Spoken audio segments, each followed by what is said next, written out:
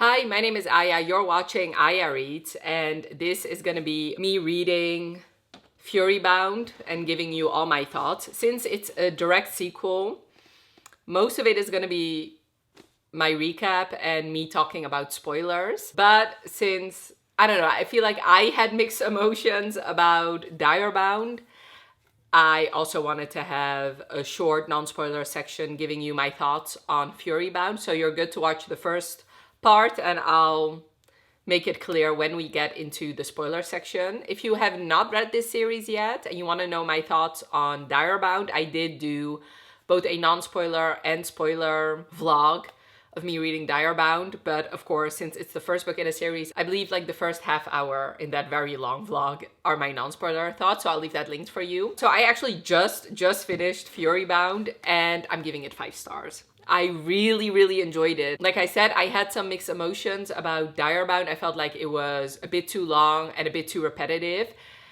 This book, however, Furybound, was action-packed from the beginning and it didn't stop being action-packed. And the like slower moments we had in this book, I felt were needed because either it was developing the romance or it was developing a found family, and I really enjoyed it. We traveled a lot throughout this book, so we did get to see more interesting places and places that I was very interested in. I really liked watching Maren grow. Like in the first book, I had some issues with her. In this book, however, I barely had any issues with her. I really enjoyed her. So yeah, at one point, I just could not really stop reading. Like I inhaled a big portion of this book and I was just intrigued the whole time. But I do have to say, looking back, comparing the first book and the second book, this really to me feels like the actual first book, and the first book feels more like a prequel, like a very long prequel, because I feel like everything that happened in the first book, I don't know how to explain it really.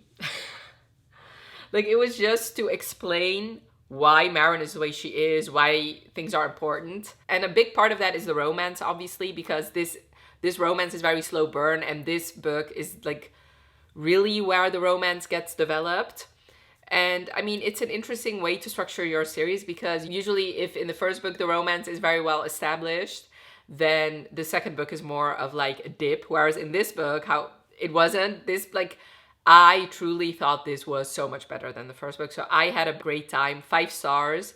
And I would definitely recommend, if you've not read Direbound yet, I would highly recommend it, because I still gave Direbound 4 stars. There was a lot I did enjoy about Direbound, but Furybound is leagues better in my opinion. So I had a great time, and I guess those are like my non-spoiler thoughts.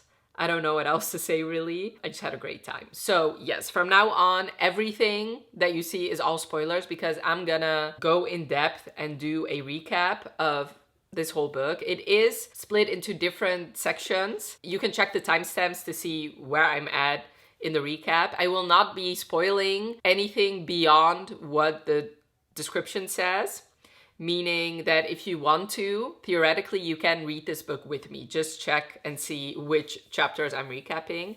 Without further ado, let's cue to the full spoiler recap and discussion. So this is interesting, and I kind of predicted it. I hoped, at least, that we would get more than just Maren chapters, and we are getting them. So we're also getting Stark chapters, and I do appreciate that, because if you've seen my recap for Direbound, then you'll know that I have some issues with Maren.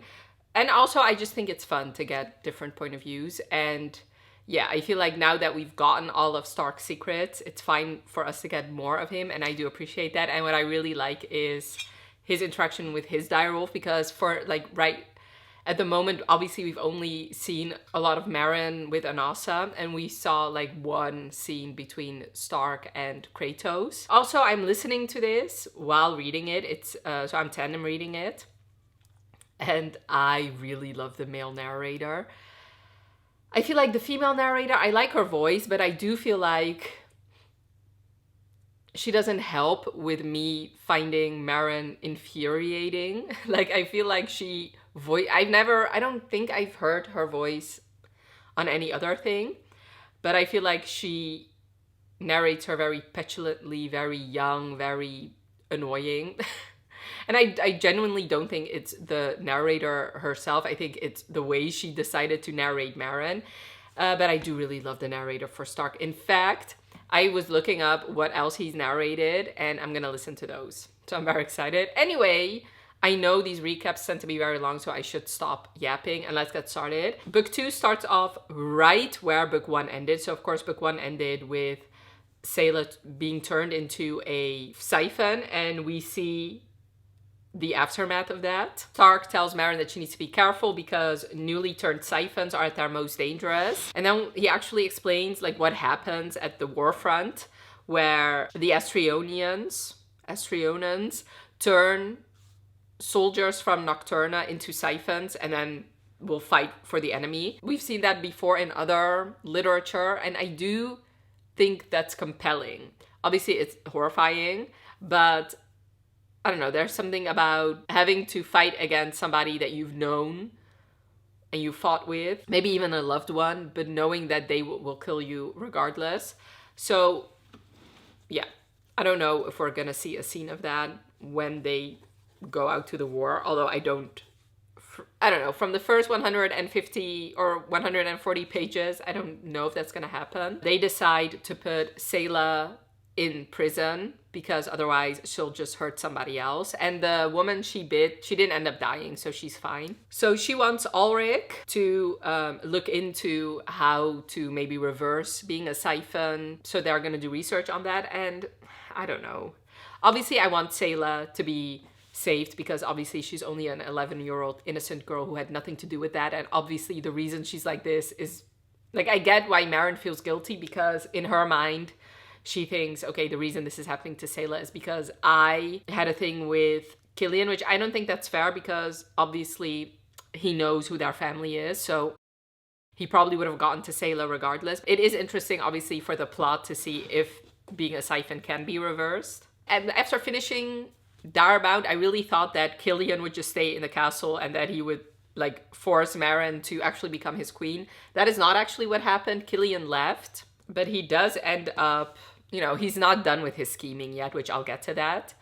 We get a cute Stark and Maren scene where he wants her to go to bed. She wants to stay with Sayla, so he ends up getting her caught and staying with her, so that was sweet. Okay, so then it's not necessarily visions, but when Maren goes to sleep, this voice ends up speaking to her, saying, "You're finally here, my child." And it's a deep, echoing, eerie male voice. And she realizes that that is the voice that has been speaking to her all along. The same voice, you know, that told her to get the crown. When she asks, "Where am I?" he says, "You're here, but you've left open a door you cannot close, and so he's here too." Which I believe the he's referring to is Killian. And Killian ends up speaking to the bonded, and he says that there's a usurper in your midst, obviously referring to Maren. That has never happened before. Only 2 people have the power to speak to all of the bonded, and those people are, of course, Maren and the Sovereign Alpha. Of course, it's clear that Killian is using Maren's ability that he's been stealing from her. But of course, he doesn't say that. He says, "The faceless goddess has blessed me with the ability to communicate through the wolf bond as a reward for my fealty to the bonded and to the kingdom." This man. And then he's sharing his version of his memories. So in his eyes, obviously, like what he's pretending to be, like Maren brutally and without just cause killed the king, making her a villain. So then he says, "Maren Cooper has driven me from Sturmfrost and seized the throne." Obviously, deliberately using the last name Cooper and not Sturmfrost. She's dangerous, unstable, and the enemy of Nocturna. This delusional commoner is not to be trusted. And then he says that he's establishing a stronghold in the west and will be rallying forces to retake the throne. And then he encourages anyone who believes in the truth and justice to come join me. Together we will return Nocturna to its rightful glory. So yeah, it's not so easy for Maren to reclaim her rightful place as queen. Obviously, Killian is not so easily letting go of power, which obviously nobody thought that that would happen. Maren wants to talk to all the bonded at the castle. The reason she wants to limit it to the bonded at the castle is because she doesn't want to accidentally project out to Killian. When they get to the arena, she tells them her actual name, Maren Sturmfrost, and then she talks about the Sturmfrost Queens, the original rulers of Nocturna. And then she shows them all the memories. But it's not going the way she thought it would. Like she thought, okay, I'll just tell them and everybody will believe me. But that's not the case. Some bonded decide to actively shut her out the way she used to do to Anasa. So not everybody's believing her. Anasa does tell her that Anasa will work on the wolves. Sovereign Alpha Sigrid actually comes to Maren's aid. She tells the wolves, to be clear, my family and I are sworn protectors of the crown, and we recognize Maren Sturmfrost as the legitimate heir to the throne. As your sovereign alpha, I expect to see that same loyalty from all true bonded. And then some of the bonded at the arena are swearing their fealty, leader Eldrick being the first. Then, of course, are her friends Isabel, Venom, Thomason, and Neva. And then everybody from this Strategos, Rawbond, also swear fealty. The rest of the trials instructors, a handful of cryptos, followed by some Deimos and Phylax riders, but it's not the majority of the bonded. Clutches of older bonded riders still stand apart. They're speaking, silently communicating with their wolves. And Maren finally comes to the realization that her priorities might have been mixed up while she was going through the trials, because she's thinking, fucking Killian, I spent so much time with that lying asshole and less time than I could have getting to know my fellow Rawbonds, because obviously she was doing a good job with the Strategos, but she didn't really have any interaction aside from some terrible ones with the other packs. Of course, Jonah has no interest in pledging his loyalty or his fealty. He calls her nothing but a gutter-born liar. So he poses the question, if Killian and King Cyril were siphons, why would they have poured everything into eliminating the siphon threat to our south? We have been at war with Astriona for centuries. I mean, that's a good question. Obviously, it's not because they're siphons. Because my theory was that Alistair, I guess, that the two original siphons were brothers. And I think that maybe they actually hate each other and has nothing to do with Direwolf versus siphons. Jonah wants to attack her. True Nocturnans, to me, death to the usurper.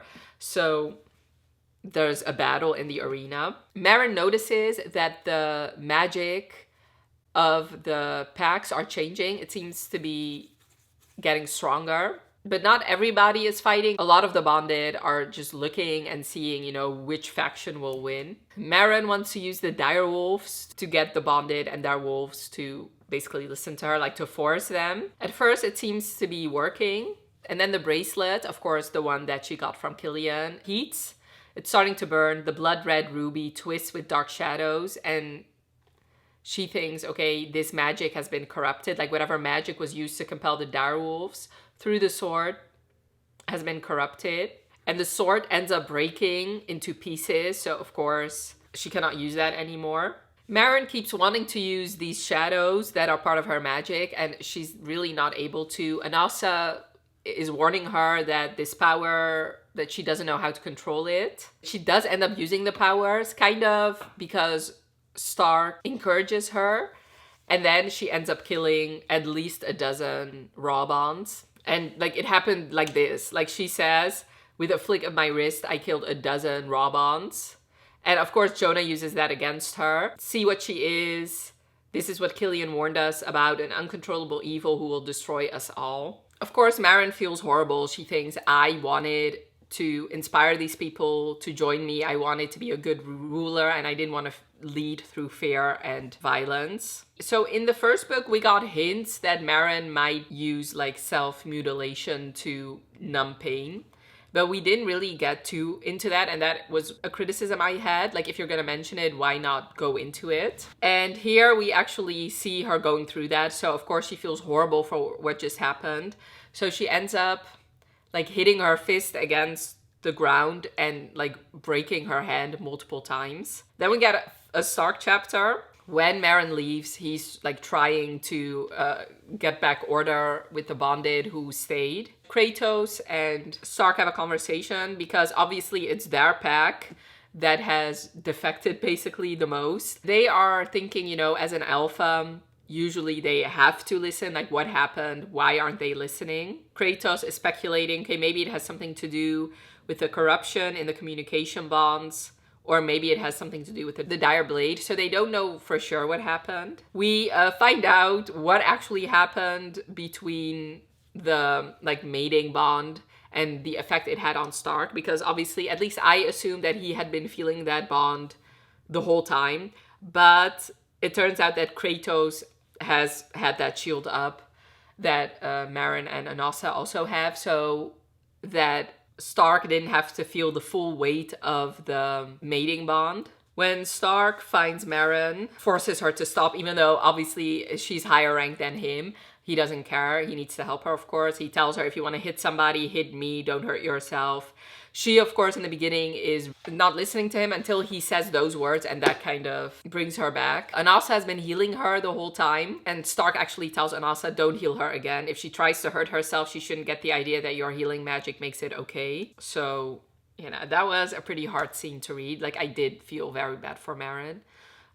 We find out about the coronation, and we find out that the mother priestess of the faceless goddess's order will preside over the ceremony. So we got a little bit about the faceless goddess in the first book, but not a lot. So it seems like this book will have more about the faceless goddess, and we actually obviously interact with people from that faith. We get clear signs that Stark has a very bad relationship with his mother. There are several scenes of that. He doesn't really call her mother, he just calls her the Sovereign Alpha. And then we hear about Noemi, and Stark thinks this.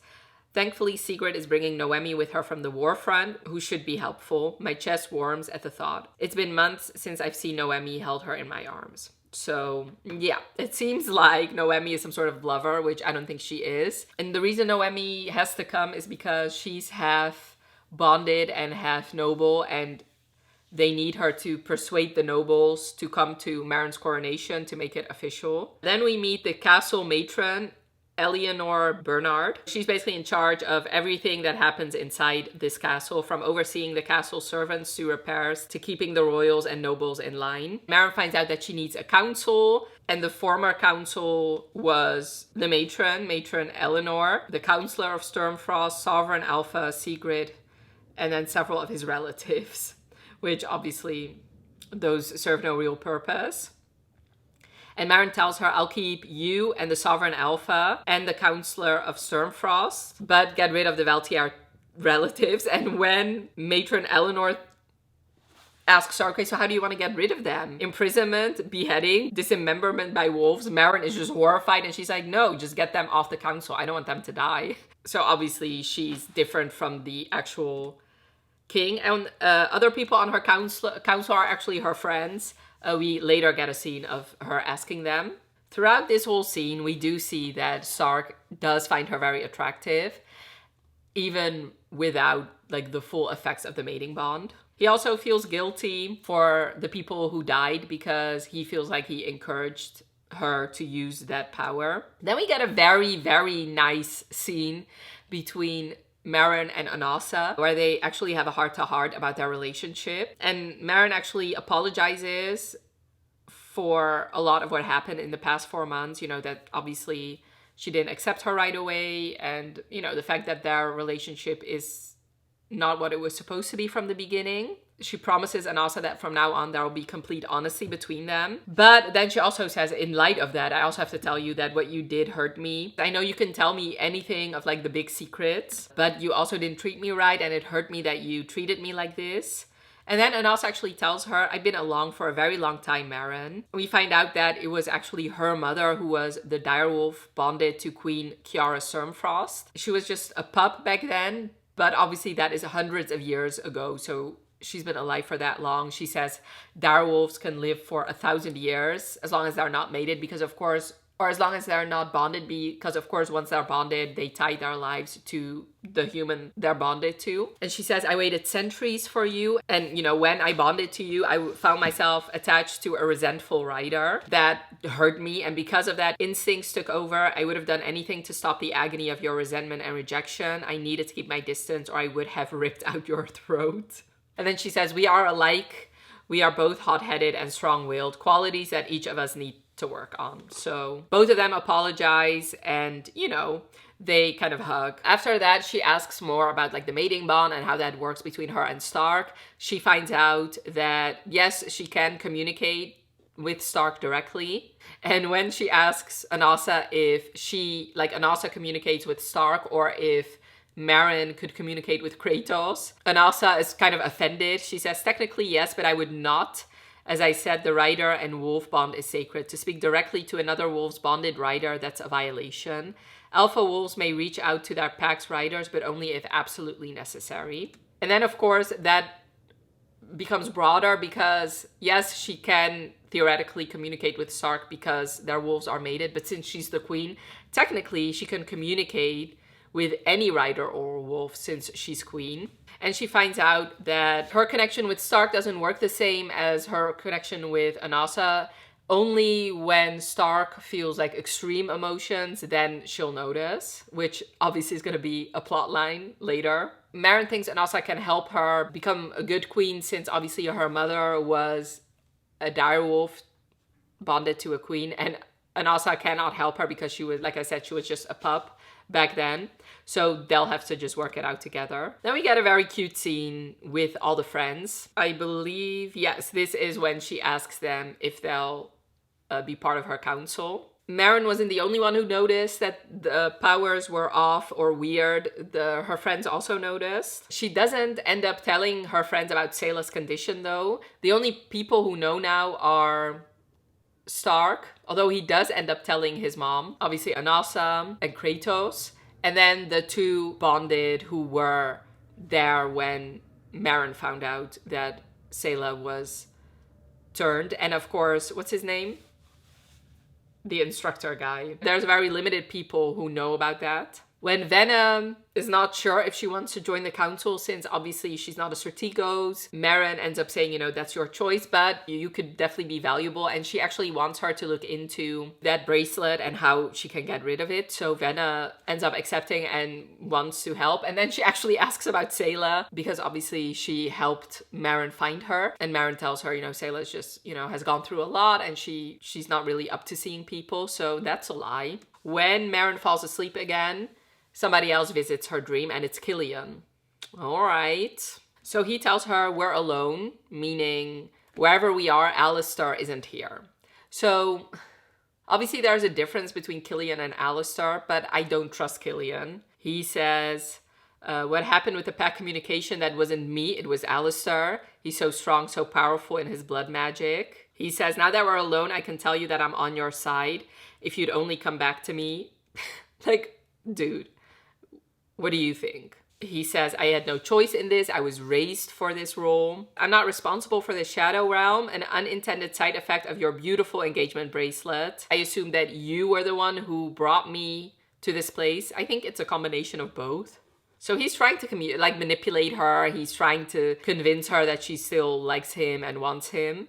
And then he actually tells her that she cannot be queen without him, that she'll never be able to lead, so that she in fact is the one that needs him, which of course he needs her more than she would ever need him. And he ends his soliloquy with, you are mine, I'll fight for us forever, and I will never let you go. Okay, that's fucking creepy, okay? Stark actually feels her emotions and he ends up waking her up. And of course, she's in the bed. He's almost on top of her. So they have a moment. She finds out that he came running for her. So that was cute. Of course, Maren is kind of insecure about what Killian told her, so she ends up speaking with Anasa. She says, I've not been trained for this. I don't know how to oversee an entire nation. My only qualification is that an ancestor of mine from 500 years ago was the queen. I've always resented the upper classes for having everything handed to them by virtue of their bloodline.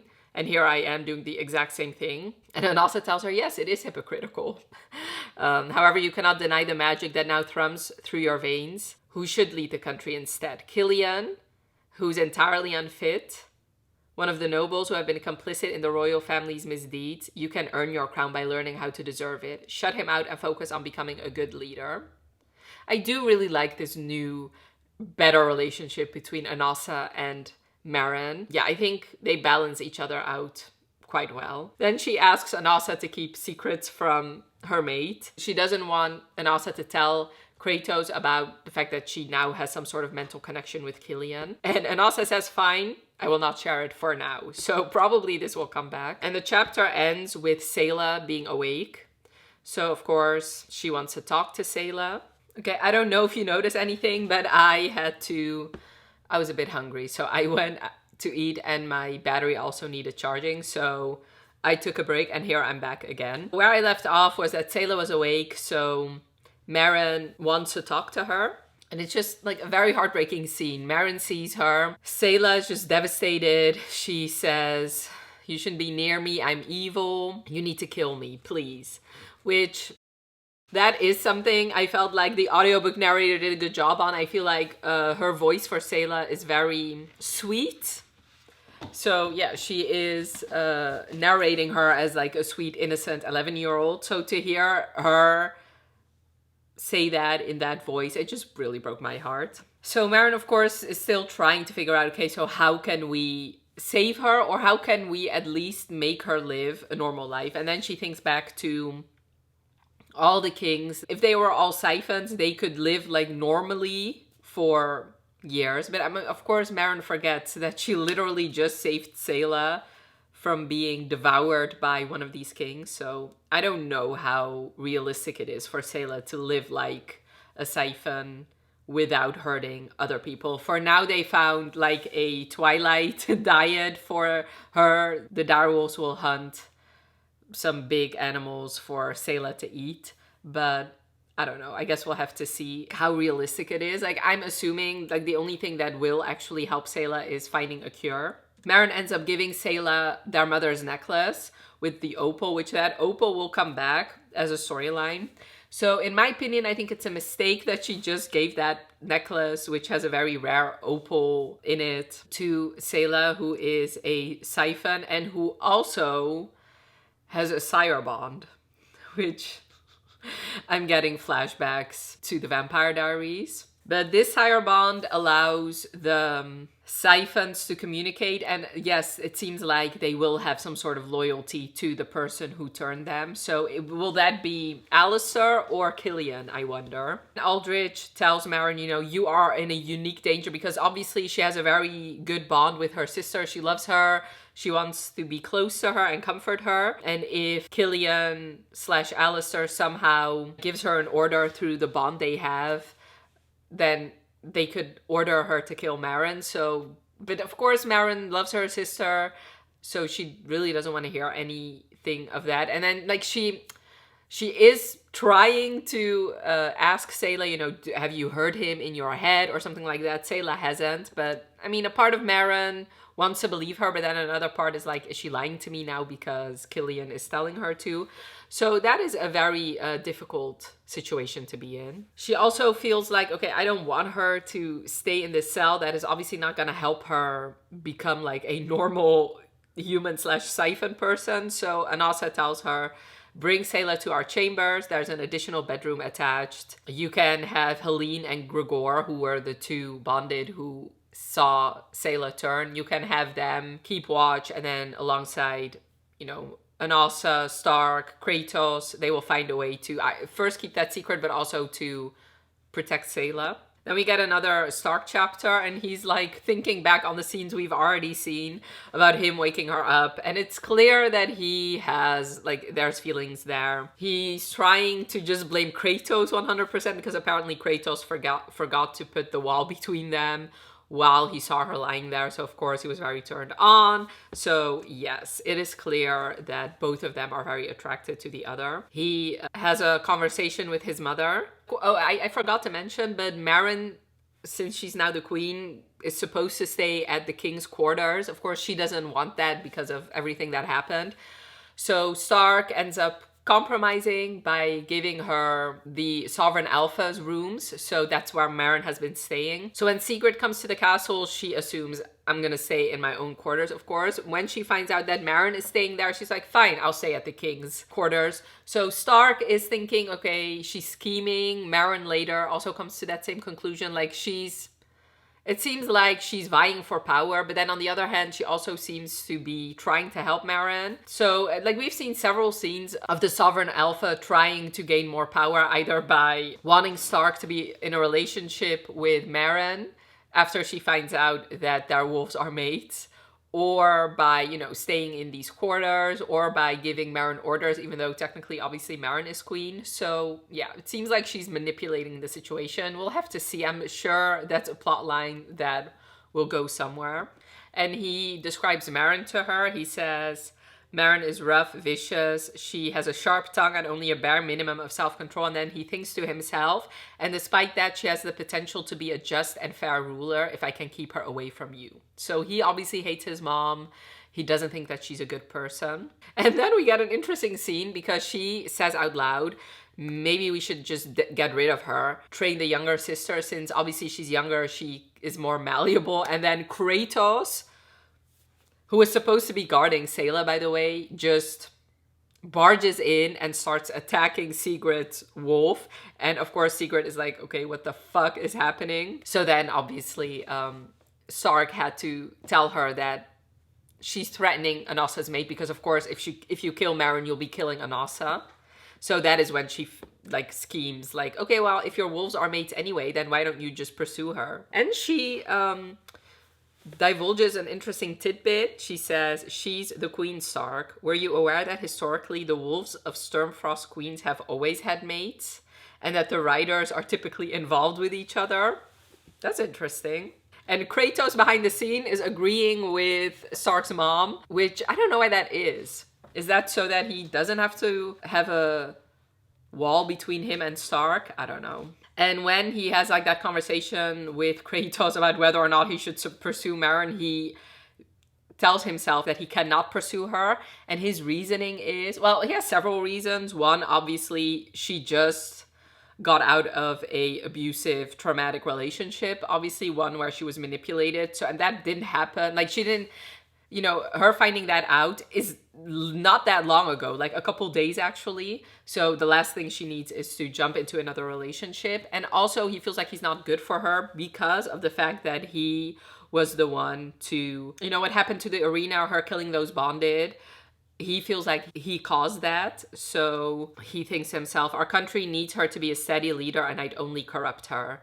The depraved parts of me long for it. So he feels like he is not good for her, which already makes him obviously a better love interest than Killian, which obviously nobody thinks he would be a good love interest by this point. And even though Stark thinks that he's not good for her, he thinks his mom would be even worse for her. So he's trying to think of ways, you know, to keep his mom away from her. But that will be proved to be not as easy as he thinks it might be at this point. When he leaves, he tells her that Sayla has been turned into a siphon, which of course is another reason why she should not kill Maren, since there is no viable alternative at this point. Maren meets all the other alphas. Kryptos Alpha, Hannelore Woodward. Thylex Alpha, Tormund Belrose. And she meets a beautiful, gorgeous, mesmerizingly beautiful woman named Noemi. And she's the daughter of Lord Eisenfall. I already explained that she's half bonded, half noble. Oh, we also actually find out that she also appointed Igor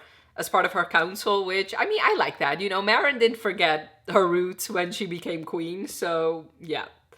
And I really like Igor as a character. Hopefully we'll see more of him now that he is part of this council. Stark eventually enters, and him and Noemi have like a very intimate, like very close relationship, it seems like. They have like a reunion where they are very happy to see each other, where they hug. She calls him Val Stark.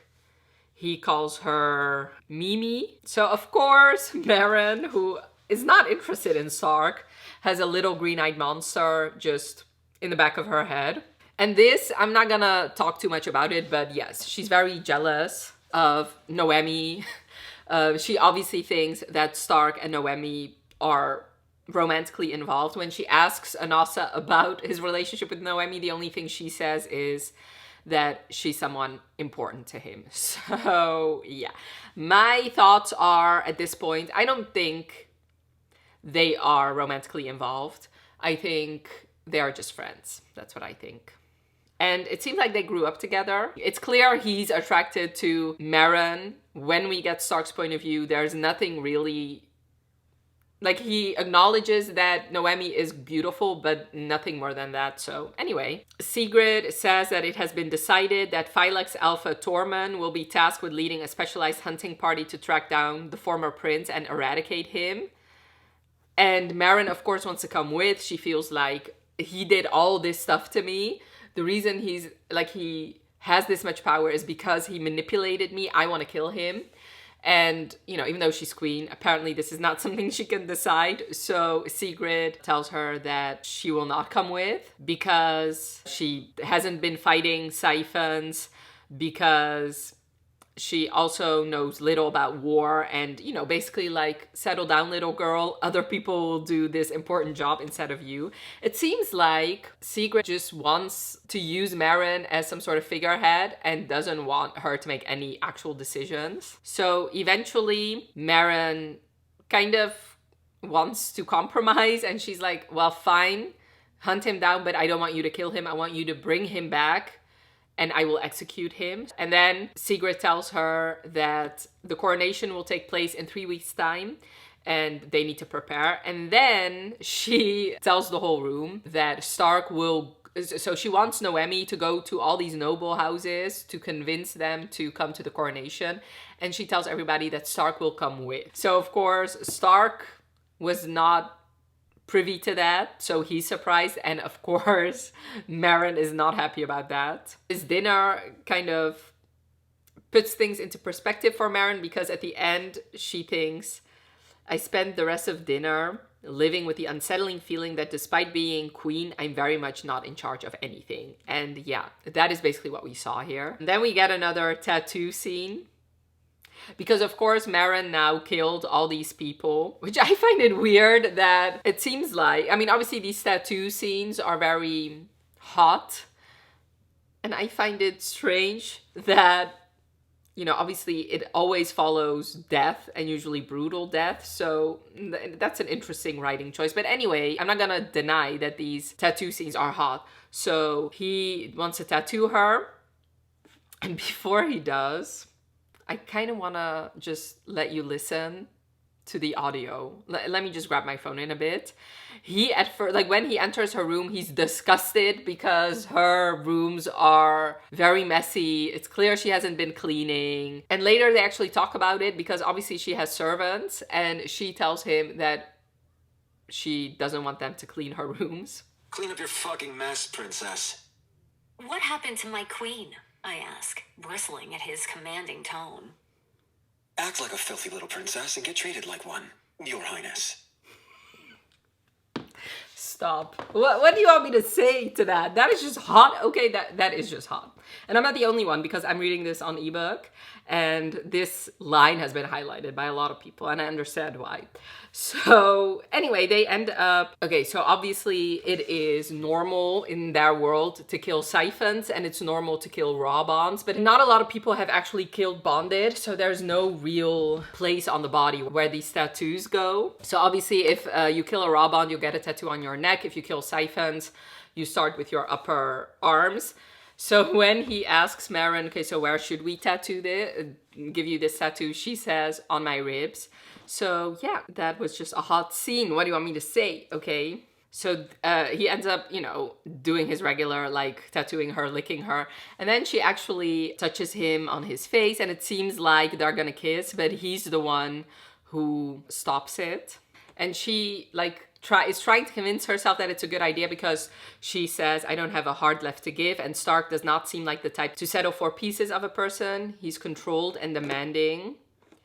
He'd want it all. And then she says, plus it seems very likely that he already has someone, which, you know.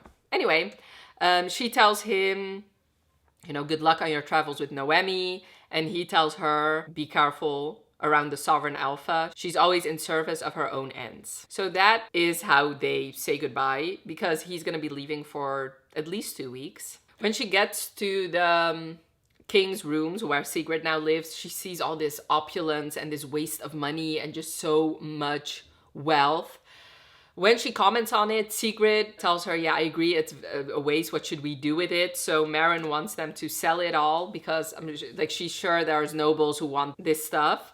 And then she wants to put the proceeds back into the communities that need it, starting here in Stormfrost. So her instincts are very good. It's just like, we'll see what Sigrid does with them, because it seems like, obviously, I already established, it seems like she wants to manipulate Maren, but it also seems like she's very cleverly manipulating her because she's using like her kind heart against her, it seems. Like she'll just give her crumbs. Like in this case, it doesn't affect Sigrid or her political ambitions, but she does know it will mean something to Maren, so it doesn't cost her anything to give her that, and it gives Maren like a sense of purpose and a sense of power. That is how I'm reading it, at least. And Sigrid is teaching her how to communicate with all of the bonded, and she likens it to a river or a sea. So she, like, speaking to her own pack is like a river. You speak down the river, and if you want to talk to somebody else, it's like a veritable sea of connection. So you have to really pinpoint like which person you want to speak to. Also, they cannot really, it doesn't work like a telephone where they can contact you too. It only works if Sovereign Alpha, or Maren in this case, initiates contact first. You alone can open the channel and you alone can close it. I'm sorry if the last part cut off rather abruptly. I was in the middle of my recap. I wanted to recap the first like 150 pages, but then my neighbor started drilling, and I don't know. I think I have a new neighbor who's just moved in, because for at least a week now, I've had a neighbor drilling constantly almost. So hopefully no drilling today. So because I didn't recap everything I wanted to recap in the last part, this time I'll be recapping 200 pages. So chapter 11 through 30. So let's get started. I think this is where I left off. Sigrid also ends up telling Maren that she needs to practice the other pack's powers, because now that she's queen, she has access to all the pack's powers and not just the Strategos pack. And she also tells her something that Maren had already figured out, that everyone's powers have strengthened now that Maren has reclaimed her throne. Sigrid ends up explaining to her that she's a conduit, and that means that she has the same abilities as each of the packs, like I said, but heightened beyond what anyone else is capable of. Like even for her own pack. So Strategos are known for their foresight and strategy, but Maren can now extend the foresight and see further into the future, which no other Strategos pack member can do. But there are some downsides to it, because obviously seeing into the future is not always accurate. She might see something that might never happen. You know, it's useful to have that tool, but she shouldn't rely on it too often. They will be training rifting for the Kryptos pack, shielding for the Phylax pack, and impelling, which is the Deimos' power. She herself will train her, and she has found other people to train Maren, although we don't really see that. When Maren asks about the shadows, Sigrid tells her that it's called shade bending, and it's also a skill unique to the queen, but in this case also unique to the Sovereign Alpha. But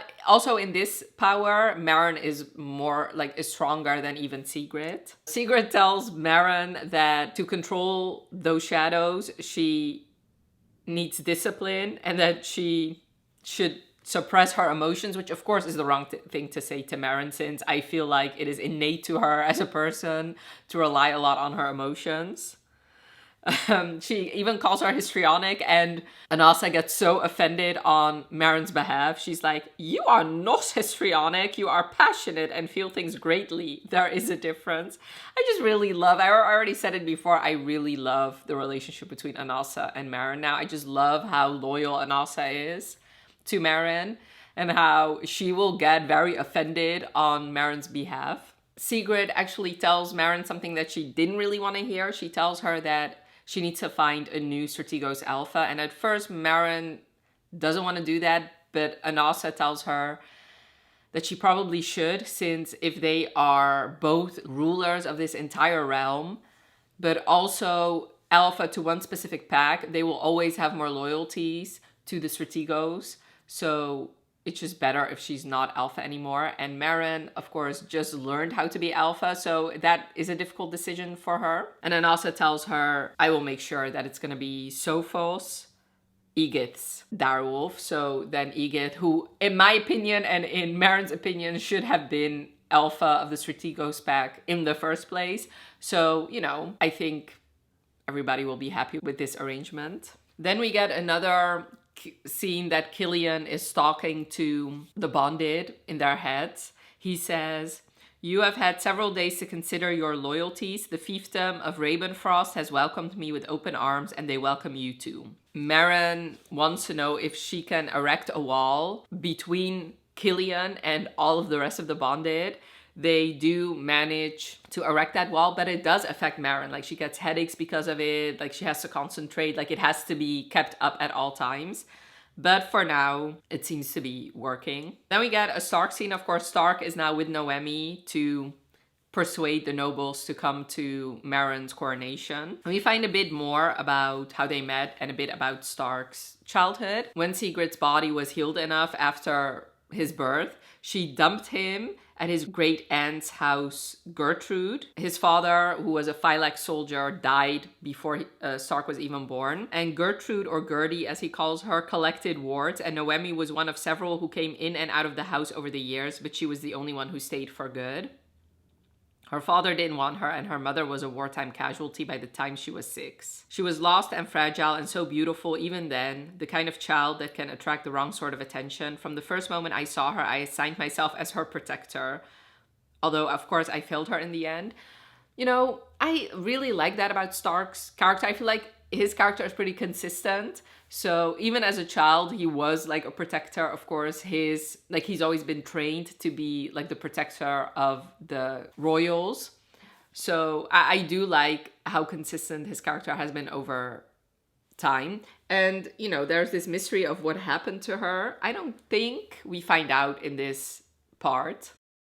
So I'm still very intrigued, like what happened to her and how did he fail her exactly? It is clear from Stark's chapter that really there is nothing going on between him and Noemi. At first I thought maybe in the past they had something. I don't think they did. We got a funny scene that obviously, I feel like if you watch my recap for Direbound, then you know that I was a bit hesitant and wary how the authors were going to build a realistic relationship between Maren and Stark, since obviously there are questions of consent and free will there, since their direwolves are mated. You know, obviously how much of the attraction these two have for each other is because of the mating bond, and how much of that is because they are attracted to each other. And I feel like the authors are doing a pretty good job differentiating the two. And this scene is one such example. So when Stark finds himself, you know, really thinking about Maren and wanting her, he ends up snapping at Kratos, saying, "Stop that." And Kratos is just minding his business. He's out there hunting. And Stark tells him, "Put your fucking shields back up on your mating bond. I know you hate being away from Anasa, but we've been over this 1,000 damn times. I don't want to feel it." And then Kratos is just laughing at him. He's like, "Shields are as strong as ever, mighty alpha." Thinking about her, huh? I really love their relationship. I really love seeing like the banter between Kratos and Stark. Obviously, I really like Anasa and Maren's relationship, but that is so new still. And even though obviously that there's loyalty there, I already mentioned that. But with Stark and Kratos, like they have been a bonded pair for much longer than Maren and Anasa have. So I do like their banter. So of course, like this whole scene, it makes it clear that he's thinking about her even when the shields are up. So he cannot blame it on the weatherman standing on the shore. Anyway, that song, if you watch Charmed, then you know. Anyway, moving on. That's neither here nor there. But he cannot blame it on the mating bond because the shields were up, so that shouldn't affect him. So yes, his attraction is his and 100% his. The next day they get to Eisenfall, which is where Noemi's from. Like that's her father's fiefdom. They like very much are not looking forward to it. In fact, Stark wants to kill every single member of that court. So that meeting is very fraught. We find out that her father is just a fucking asshole because he is sitting next to his 8th wife, because the first 7 he killed since they didn't give him any sons. What the actual fuck? Okay, is this like King, like Anne Boleyn's husband? What was his name? Henry VIII? Yeah. Anyway, he doesn't accept our offer right away, and then he insults his daughter. Or no, then a cousin insults Noemi.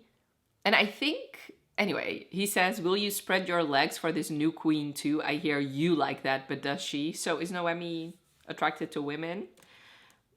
Anyway, moving on. Stark ends up killing this cousin, which, yes, good for you. And when Maren senses this strong emotion from Stark, she ends up talking to him, asking what's going on. It's clear she's worried about him. He likes that she's worried about him. Okay, I really have to talk about the language these authors use because it really takes me out of the story. And it like I talked about it in the Direbound recap, and it's still true in this book. They sometimes use very modern words or modern language that makes no sense to me. Like, edit that out. If you're like, in my opinion, especially here, if we're talking about an urban fantasy, then yes, I can understand, like, use more modern words, since in urban fantasies they have like modern technology, stuff like that. But in this world where they have to travel with horses, they have to use swords, stuff like that. Like, it is clear in these fantasy settings, these romantasy settings, most of them take place in like a medieval or like older time setting. It's not modern. So using words like high five, like she literally is like, high five me. I'm sorry. That completely took me out of the story. But also using words like narcissist. At one point in this section, they use misogyny, which if you're a better author, you can get those points across without using the actual words. Because in the last book, the word I harped on was gaslighting. I just feel like you didn't need to use those modern words. You could use other words to describe the exact same thing. So that was annoying. And it was not necessary, especially this one, high five me. This is when Maren is trying to communicate with the shadows. So she's like, stretch, do something, high five me.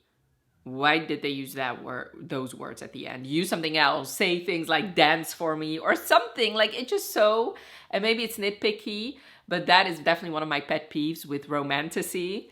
I feel like it's less so the case in high fantasy, but it does happen more often than I would like in romantasy, where authors use more modern words sometimes. Anyway, moving on. Maren's training is going pretty well, except for the shade bending, which is what I just discussed. The mother priestess shows up and she's just a creepy lady. So instantly she is very interested in Maren's crown because of something that she calls the goddess tear, which is that opal that is very rare. And she says, it was rumored that a tear was in the crown of old, but I thought it had been lost to the siphons, which of course there's another, like Maren doesn't just have one tear, she has two, because the necklace her mother gave her also has that same goddess tear, which that will come back later. And then Analsa says something very poignant after the mother priestess leaves. Analsa calls her a zealot, one of the most dangerous types of humans to exist. Ain't that the truth? I know I just harped a lot on the modern phrases or words used, but sometimes I did find some of the quotes were very poignant. We find out that Isabel and Thomason finally got together, which unfortunately will be part of like that. Like, I was very happy when I read that, but now I know it was just emotional manipulation by the authors. We'll get to that. But yeah, they finally got together. Everybody saw that coming, of course. Maren also finds out that not every bonded is in favor of Maren or loyal to Maren.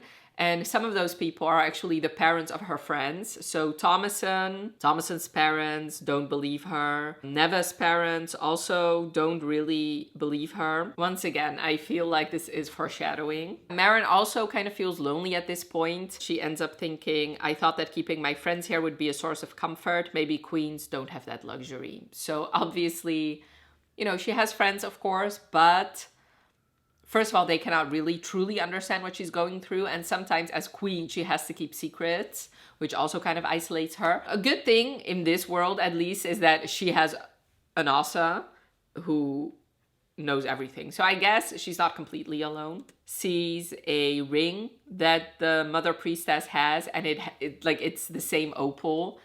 So there are more goddess tears out there. My theory is I think it's a set, and all of it belonged to like the Sturmfrost queens, I think. So now we have a necklace, a crown, and a ring. Maybe there's also a bracelet out there. And she ends up, because Sayla is a bit depressed and she, she cannot really do anything or speak to a lot of people. She's just holed up in her bedroom. So Maren ends up asking Sayla to look into these goddess tears to hopefully find more information. Then we get another Stark chapter, and they're on their way back to Sturmfrost. And he's kind of grumpy. Kratos is also kind of grumpy. They just don't want to be there. So Noemi ends up just sending him ahead to the castle. So he goes. And Kratos, of course, goes and finds Anasa. And Stark goes to his mother. Stark and Noemi did manage to get all the nobles, except, of course, the nobles from Ravenfrost, to attend the coronation. Then we find out something very disturbing. The eldest daughter of the Lord of Ravenfrost is personally waiting on Killian, and she's very young, like 12 or something. So yeah, disgusting. Okay, then Sigrid, who's, like I said before, is scheming and just wants power. She wants Stark to marry Maren, which is another wrench in this plan, in their romance, because he hasn't told Maren that. I feel like that's going to be a plot point.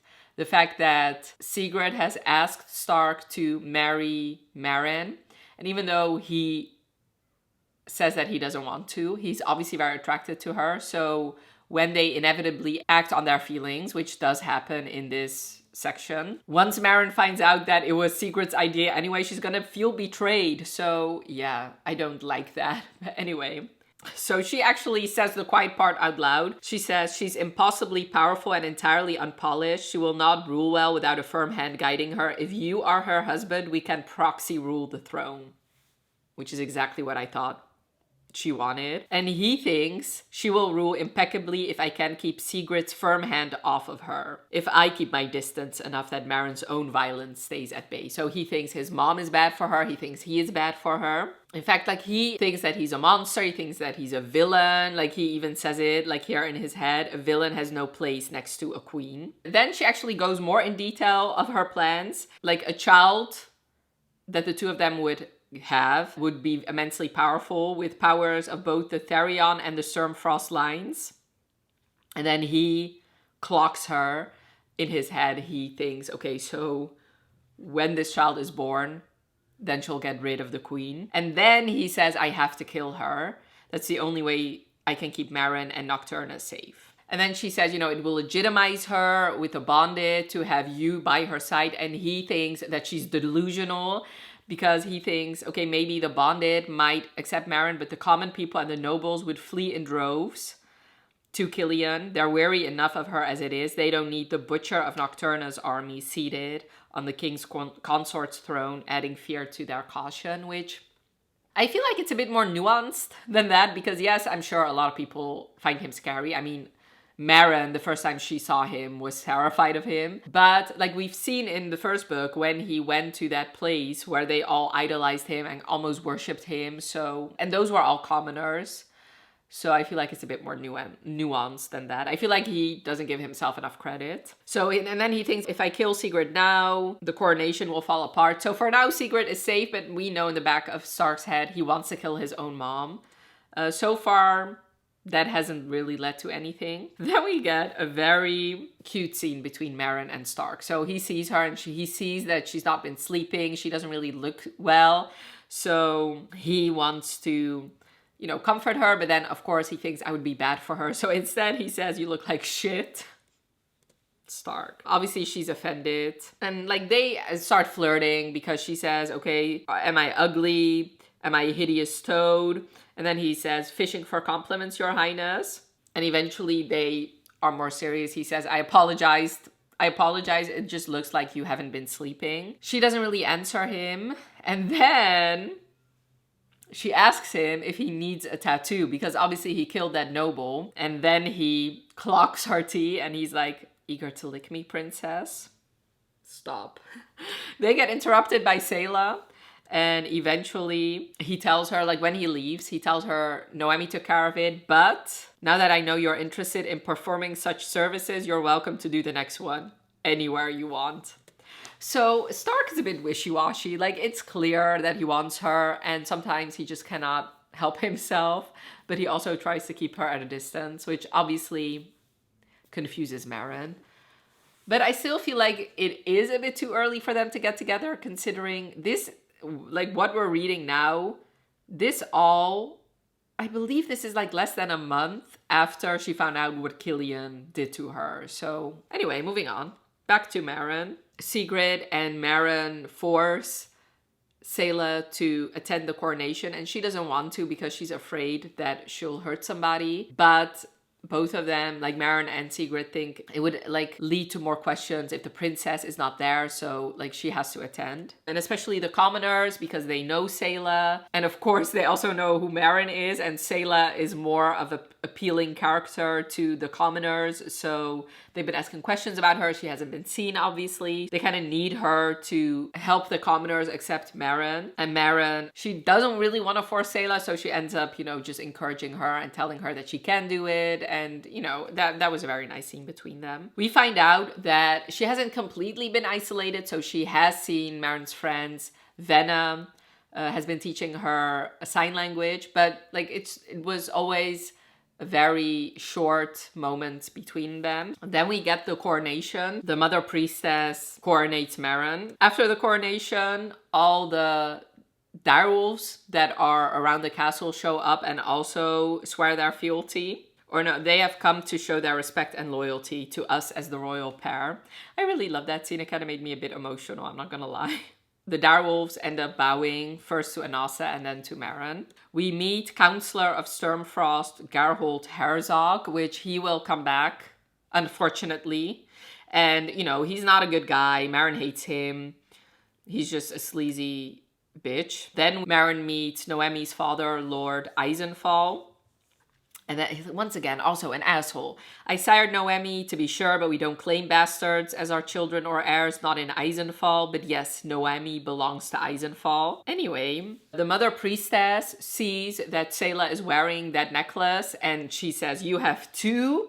So it's clear. I don't trust this woman. She's gonna do something. I feel like there is enough evidence to suggest that this, like, is gonna steal either the crown, but I think she's gonna steal the necklace, which is gonna be a big, big, big problem. And then we get Heartbreak, which I did react, like, right after I read it, so I'll just leave my reaction here. Oh my god. Did Isabel just fucking die? What the fuck? I did not see that coming. What the actual fuck? So somebody was trying to poison Maren or kill Maren. Isabel drank her wine and now she's fucking dead? Why? I love Isabel. Oh my god, that is so fucking sad and horrifying. Fuck.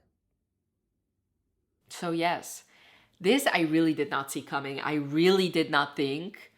Like in the first book, obviously, like the whole Killian betrayal, that could have been seen as like, he was a pretty sympathetic character throughout most of that book, of course. And yes, they didn't kill him, but he turned out to be just evil. I really didn't think that they would kill Isabel. I truly didn't think so. And I didn't see it coming like this. So yes, Maren was supposed to be poisoned and killed. She didn't drink the ember wine that was given to her. And Isabel is kind of joking with Maren. She ends up drinking Maren's drink instead. And she ends up choking and dying. Maren completely loses it. And she is demanding, who did this. She did remember who the person was who gave her the ember wine, which was a servant, of course. When she finds the servant tells her and everybody, because everybody's still gathered, like in the coronation room, I guess. So the servant girl says, I didn't know what was going to happen. He told me I could trust him, that I was doing the right thing for Nocturna. And when Marin tells her to show her who the person was that gave her this goblet, it is, of course, the Counselor of Stormfrost.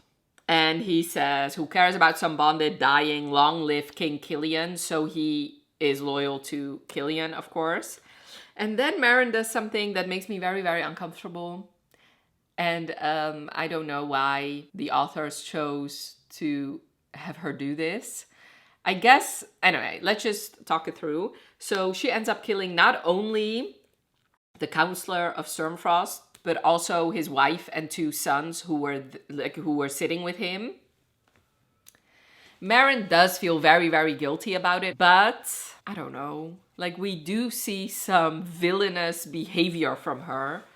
So maybe the authors are trying to make it like more of a nuanced conversation, that even with good intentions, sometimes in a rage you will do something you are not proud of. But I mean, it just made me very uncomfortable. There are a lot of commoners there. There's a lot of nobles there, and they seem pretty terrified by Marin. Marin is still very emotional, and when she gets to Isabel's funeral, which that scene also, it made me cry. I rarely cry in books, but this, I don't know, maybe it was the audiobook, but it did make me very emotional, especially when the wolf started howling. I don't know why, that just really got to me. Before Marin interacts with anybody at the funeral, Anasa does tell her, we have lost a good wolf and a good rider, but your distress is going to leak out into the entire bond if you're not careful. Isabel's memory will live with you forever. Now is the time for you to lead. So she has to keep her emotions locked when she's with other people. So yes, once again, a consequence of her being queen.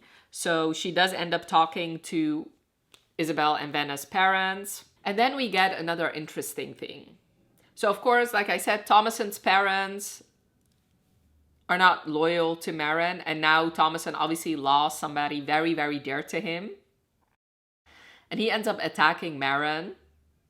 He tells her, you did this to her. The cup was meant for you. That poison was meant for you. Isabel didn't have enemies.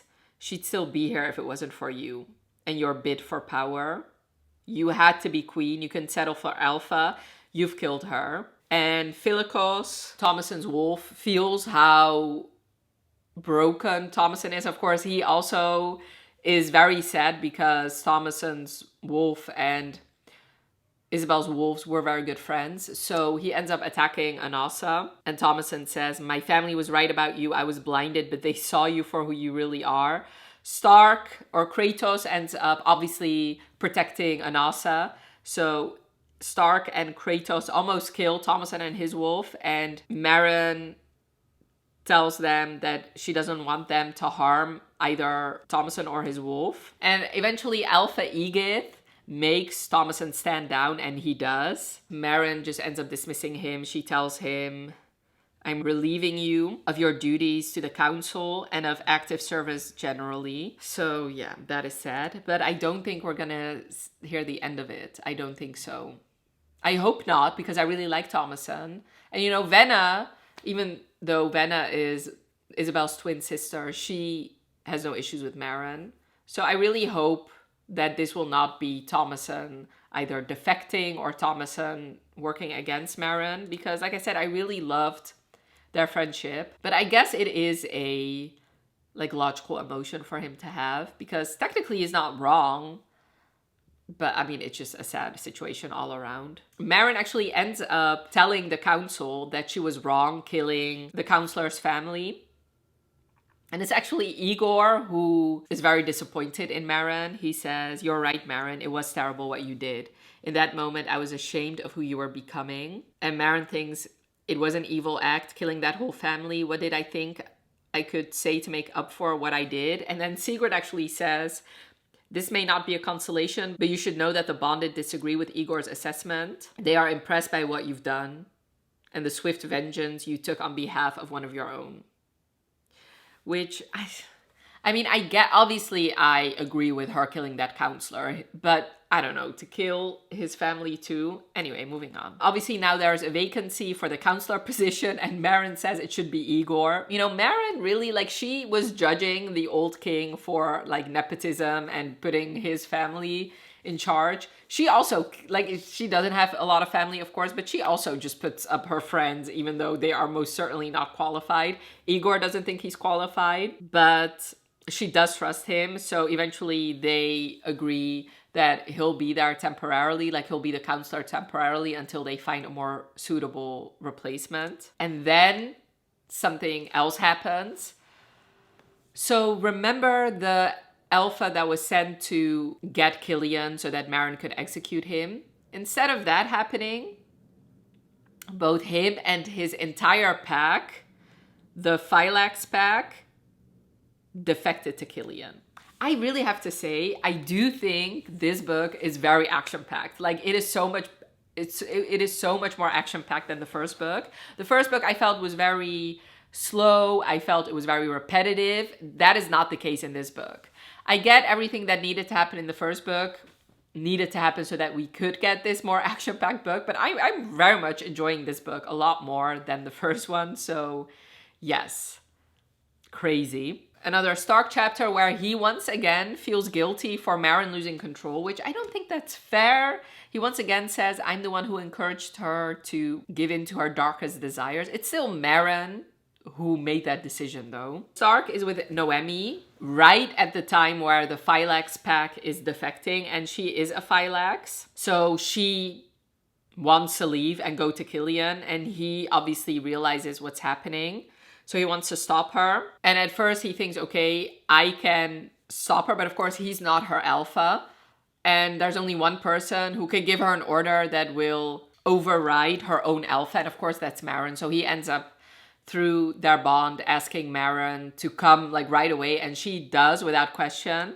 And when she gets there, she ends up telling her, I am your queen. I command you to resist your alpha. You are to remain here in Stormfrost by my side. Noemi stops fighting and stays. Stark and Maren eventually talk about Noemi, and Stark decides to kind of twist the truth so that he can keep a distance from Maren. He tells Maren that he appreciates her help. He says, Noemi, she's like family to me. Maren asks, just family? And he says, I love her. While he says that, he thinks in his head, it's better for her to think that Noemi and I are involved.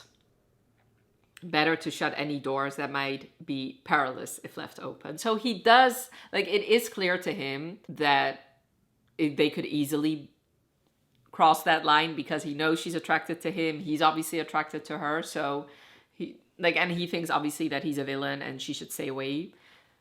And also on top of that, he knows that his mother wants them to get together, and he seems to want to do anything but whatever his mom wants him to do. So yeah, now that an entire pack, and it's the pack that is responsible for protection really, Maren and her advisors need to figure out a way to fill in the holes that a whole pack defecting has left. Apparently the Phylax pack were positioned at all the most critical vulnerabilities, places where we know the siphons are most likely to push our forces back. One of the places where they're the most vulnerable is a place around the village of Weisenstadt, and that is where they grow the majority of Nocturna's wheat. So Sigrid actually wants to send Maren to Weisenstadt because obviously she has the same powers as the Phylax pack, which seems crazy, you know, sending the queen to the front basically. And she wants to send Stark with her. And Noemi will come as well because she's the only Phylax left really. So we're getting a road trip. Stark, of course, is not impressed. So he says, you know, she can't control her power, stuff like that. And then Sigrid tells him she has no control over shade bending, which she's not being asked to perform. I can assure you she's more than adept at shielding. In fact, she has remarkable control and range over the power. So yes, interesting. When Maren falls asleep, Killian is there again. He tells her, the nobles have seen for themselves. They know you have no control over your powers. They went running back to their fiefdoms in fear. You know what they call you? The mad bitch of Stormfrost. When Maren wakes up, Stark is actually there in the room. He's been watching over her, and he demands for her to tell him the truth because she hasn't been honest yet. And she ends up telling him about, the fact that Killian has been visiting her in her dreams. And Maren thinks, okay, maybe this is something else. Maybe I am going crazy just like my mom. Stark asks her, what do you want? I'm here for you. And she ends up, she wants some answer. She's like, why are you trying to help me? You fulfilled your duty. I've claimed my crown. And then she says, is it the mating bond? And he says, it's not the mate bond. And it's not out of some noble misplaced sense of duty either. And then he tells her, all my life I've been surrounded by people who want power for the sake of it, who want to prove their dominance and force subservience. I didn't know there was another way, and then I met you. I see you, Maren Sturmfrost. I see who you are and who you could become. It's about the hope you give me for a better future for our country and my selfish desire to bring it to fruition. I choose to serve at your side because I want that. And Maren is, afraid to fall asleep, but she needs to sleep because she needs to get some rest before they head out. So he ends up sleeping with her and, to protect her. That was a very sweet scene. When they head out, Sayla is with them. And I already knew when I read that this is not going well. This is not going to go well. She is a siphon. She's a newly siphon. She cannot control her powers. And they're traveling with people who do not know that she's a siphon, because Venna and Noemi travel with them. And of course, they don't know the secret. Maren wanted Sayla to stay at the castle, and Sayla kind of threw a fit and definitely didn't want to stay. And Anasa told her that family needs to stay together. So because Anasa convinced Maren, that is why Sayla is with them. Maren realizes, okay, Sayla's not doing too well. She needs to feed. So her and Anasa and Sayla go to like some secluded place, like in the woods, so that Anasa can hunt an animal for Sayla.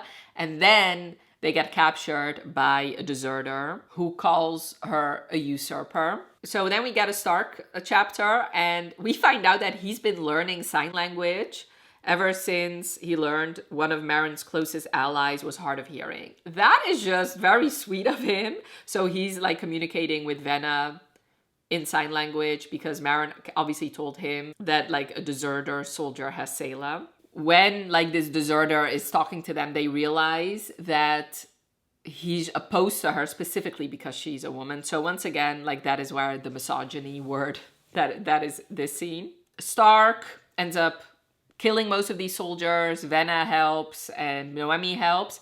And of course, Sayla is there with dozens of bodies with fresh blood laying there. So of course, Sayla cannot help herself, and she ends up drinking from those bodies in front of Venna and Noemi, and both of them are shocked. And Venna, of course, feels a bit betrayed because she's a close friend of Maren's. This is a dangerous secret to keep. Venna was alone with Sayla a couple times, and she didn't know, obviously, that Sayla was a siphon. Plus, she feels kind of a connection with Sayla since she is the person who rescued her. So, yeah.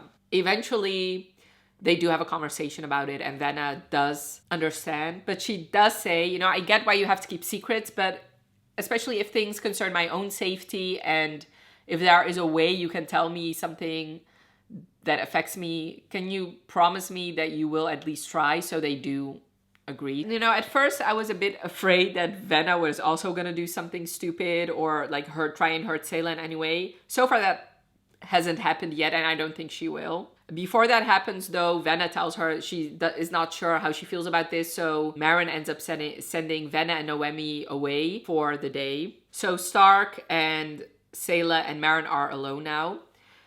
And when he's changing, she sees like a bunch of scars on his body. So she has a similar reaction to his when he saw the scars on her body. Now we get a who did this scene from her. He at first doesn't want to talk about it. Eventually he tells her that it's basically his mom who did that. She gave him one scar, but all the other ones were from the weapons trainer because he found Stark lacking. Of course, Sigrid knew because she hired him for a reason. That is disturbing. And then they get to the front lines, and Maren finally taps into like those bonded. Things are not going well. Like they are being overtaken by siphons. Of course, they are in disarray since a full pack left them. And I'm gonna stop this right here for now because my battery is dying. And I'm gonna come back to do the rest of the recap a bit later. Alrighty, I'm back. When they get to the war front, they realize obviously they cannot take Sayla with them, so Venom volunteers to stay with her. And a part of me, because I just obviously saw Tommen, Venna just lost her sister, and she found out that Maren kept this secret. So like a part of me was like, is she gonna, I don't know, kill Sayla or something? Thankfully that didn't happen, but I did have that thought. I'm very interested to see if I was the only one who had that thought. Then we get an interesting scene. So obviously Maren recently found out what Sigrid did to Stark, and then the next time they finally see Sigrid, this is what she's thinking. I have a ridiculous urge to step between her and Stark, protect him, guard his throat, punch hers maybe. Yeah, it's clear these two are very protective of each other, and I do like seeing that, especially from her. You know, the whole "who did this to you." I haven't seen that a lot from like the female characters that I've read, so I do like getting those lines that are usually from the MMCs. Sigrid tells her that the corruption in the bonded magic seems to be getting worse. Even though Stark hasn't really experienced it, Noemi mentioned casually that her shields had become too strong on occasion, blocking bonded out. That's interesting. She also finds out that there's like this legion of siphons coming, led by this very powerful siphon general. Maren uses her foresight to find out what a good strategy could be. And she realizes that the only scenario where they win is if Maren goes out there herself, unleashing her shade bending on them. Which of course is a risk because she cannot really control that power. It has had dire consequences too. And she wants to go alone because she doesn't want to hurt anybody. But Sigrid insists that she takes Stark. And when they are both surprised, because obviously that means that Maren can hurt him, Sigrid actually tells them, because of our family's powers, Stark will be protected. And when Stark asks her, how do you know that for certain? The only thing she says is, I just do. Okay. Like, it's clear that there's no love lost between Sigrid and her son, but it seems like a big gamble. Even though she does turn out to be right, of course. It doesn't hurt him. It's clear she knows more about these powers than she's letting on, obviously. Maren thinks, like, before she goes out to battle these siphons, she thinks I could use all the help I can get. And since the crown is giving her more powers, she thinks maybe the necklace will also give her more powers. So she asks Sayla for the necklace. But when Sayla takes off the necklace and gives it to Maren, all of a sudden, she starts packing up her bags and saying, I must go to him. To Killian, he calls me. Which, of course, we found out at the beginning of the book about the sire bond, of course. So Maren is horrified and she realizes the necklace has been protecting her from the sire bond. So she just ends up giving the necklace back to Sayla, telling her that she should wear it at all times and that she should never take it off. When Maren and Stark go and meet the siphons, they do make it a point for all the soldiers and all the bonded to see her so that they can show that they are different from the previous kings, because obviously they never showed up to the war front or actually fought. So, you know, that is an interesting choice to make. When Maren is getting ready to use her abilities, of course, in the back of her head, she has Sigrid's advice saying that she should temper down her anger. But Anasa tells her, you are my rider and you and I do things our own way. Do not stifle your anger because someone told you it wasn't polite or proper. Anger can change the world when wielded correctly. She starts wielding that power, but she realizes that she's losing control. And then Stark is there telling her that he's with her. And somehow they are able to link up and use that shadow wielding power together. And while they're doing that, they can also, it seems like they kind of merge into one person. Like, she's feeling what he's feeling and vice versa. It seems like she's literally in his body. So they can also sense how kind of turned on they are about the other one. So that is an interesting progression in their romance. When Maren asks, what is this? Is this the mate bond? And also tells her no. I do not understand this connection. And she comes to the realization that if he helps her, she can more easily control that power. But of course, she's like, can I trust him with my power? Obviously, she's been burned before, but her soul screams that she can trust him. So, they end up working together. They end up killing a bunch of siphons, and then the siphons are retreating. And there's a white flag. So, and Marin is very weary because, of course, her as the alley cat always pretended to be weaker than she was. So she thinks the siphons are utilizing that same strategy. But then the general that she's heard about before, General Ruby Navarro, tells her that King Lucian has a ceasefire proposal for Queen Marin Stormfrost. She tells her, our battle is not with you, nor with your people. It's time for Asriona and Nocturna to unite against our common foe. And she hisses his name like it's a curse, Alistair Brightbane. So this was my theory. I'm not sure if she's telling the truth, obviously. I'm not sure. I'm not completely sure that this is not a lie. But yes, it seems like the reason these two countries have been at war for centuries is specifically because of Alistair and not because of the direwolves or anything like that, or because the siphons want to feast on these humans. She tells them that Alistair Brightbane has used your throne to challenge King Lucian's rule for 5 centuries. Now that a new Stormfrost Queen sits on the throne, King Lucian sees an opportunity to reforge a once flourishing alliance and focus on our common enemy. And then Marin has a very poignant thought that definitely also fits in our world, she thinks. So of course she's questioning, but then she thinks, the last 6 months have taught me that history is written by the people in charge, and the rest of us need to read between the lies. Okay. Ruby does tell her that in exchange for this ceasefire, she wants Marin to travel with her to the city of Brightbane to meet with King Lucian and formalize the alliance, which of course they don't want to do. But, Ruby rightfully says, okay, you lost one whole pack. There's a civil war brewing. You cannot really afford to also still fight with Asriona. Something needs to give.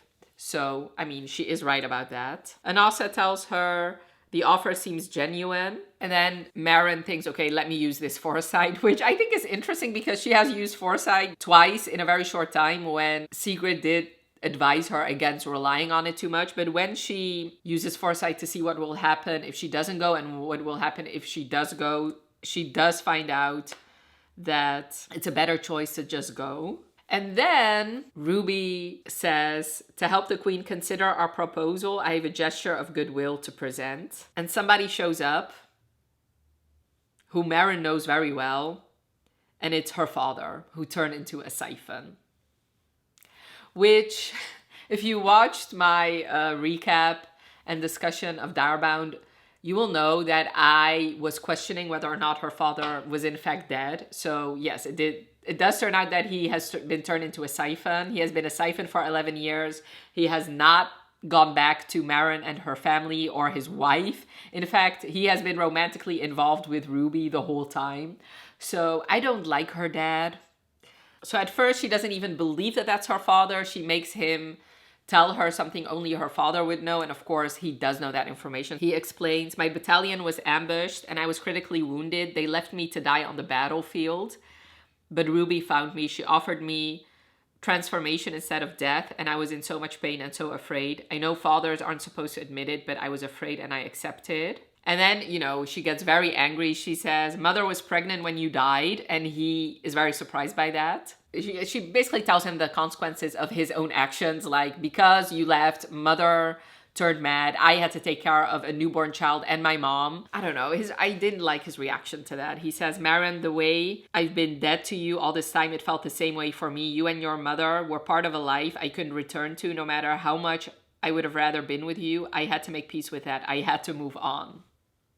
Later, he and Ruby got information about this new queen named Marin Cooper. That's his daughter, of course. He says, Asriona is nothing like what Nocturnans have been taught. Humans live there peacefully among the siphons, not as prey, but as citizens. And then he tells her, you can trust them. Astriona and King Lucian will be good allies. And she says, how can I trust you when I don't even know you? You've been absent for half my life. What right do you have to give me advice about alliances and rulership after abandoning your own family? Which, yes, Maren, I am 100% on Maren's side in this. When he leaves, she can't help but think, I wish he'd actually died on that battlefield. So, that's harsh, but I mean, I get it. Like, I understand.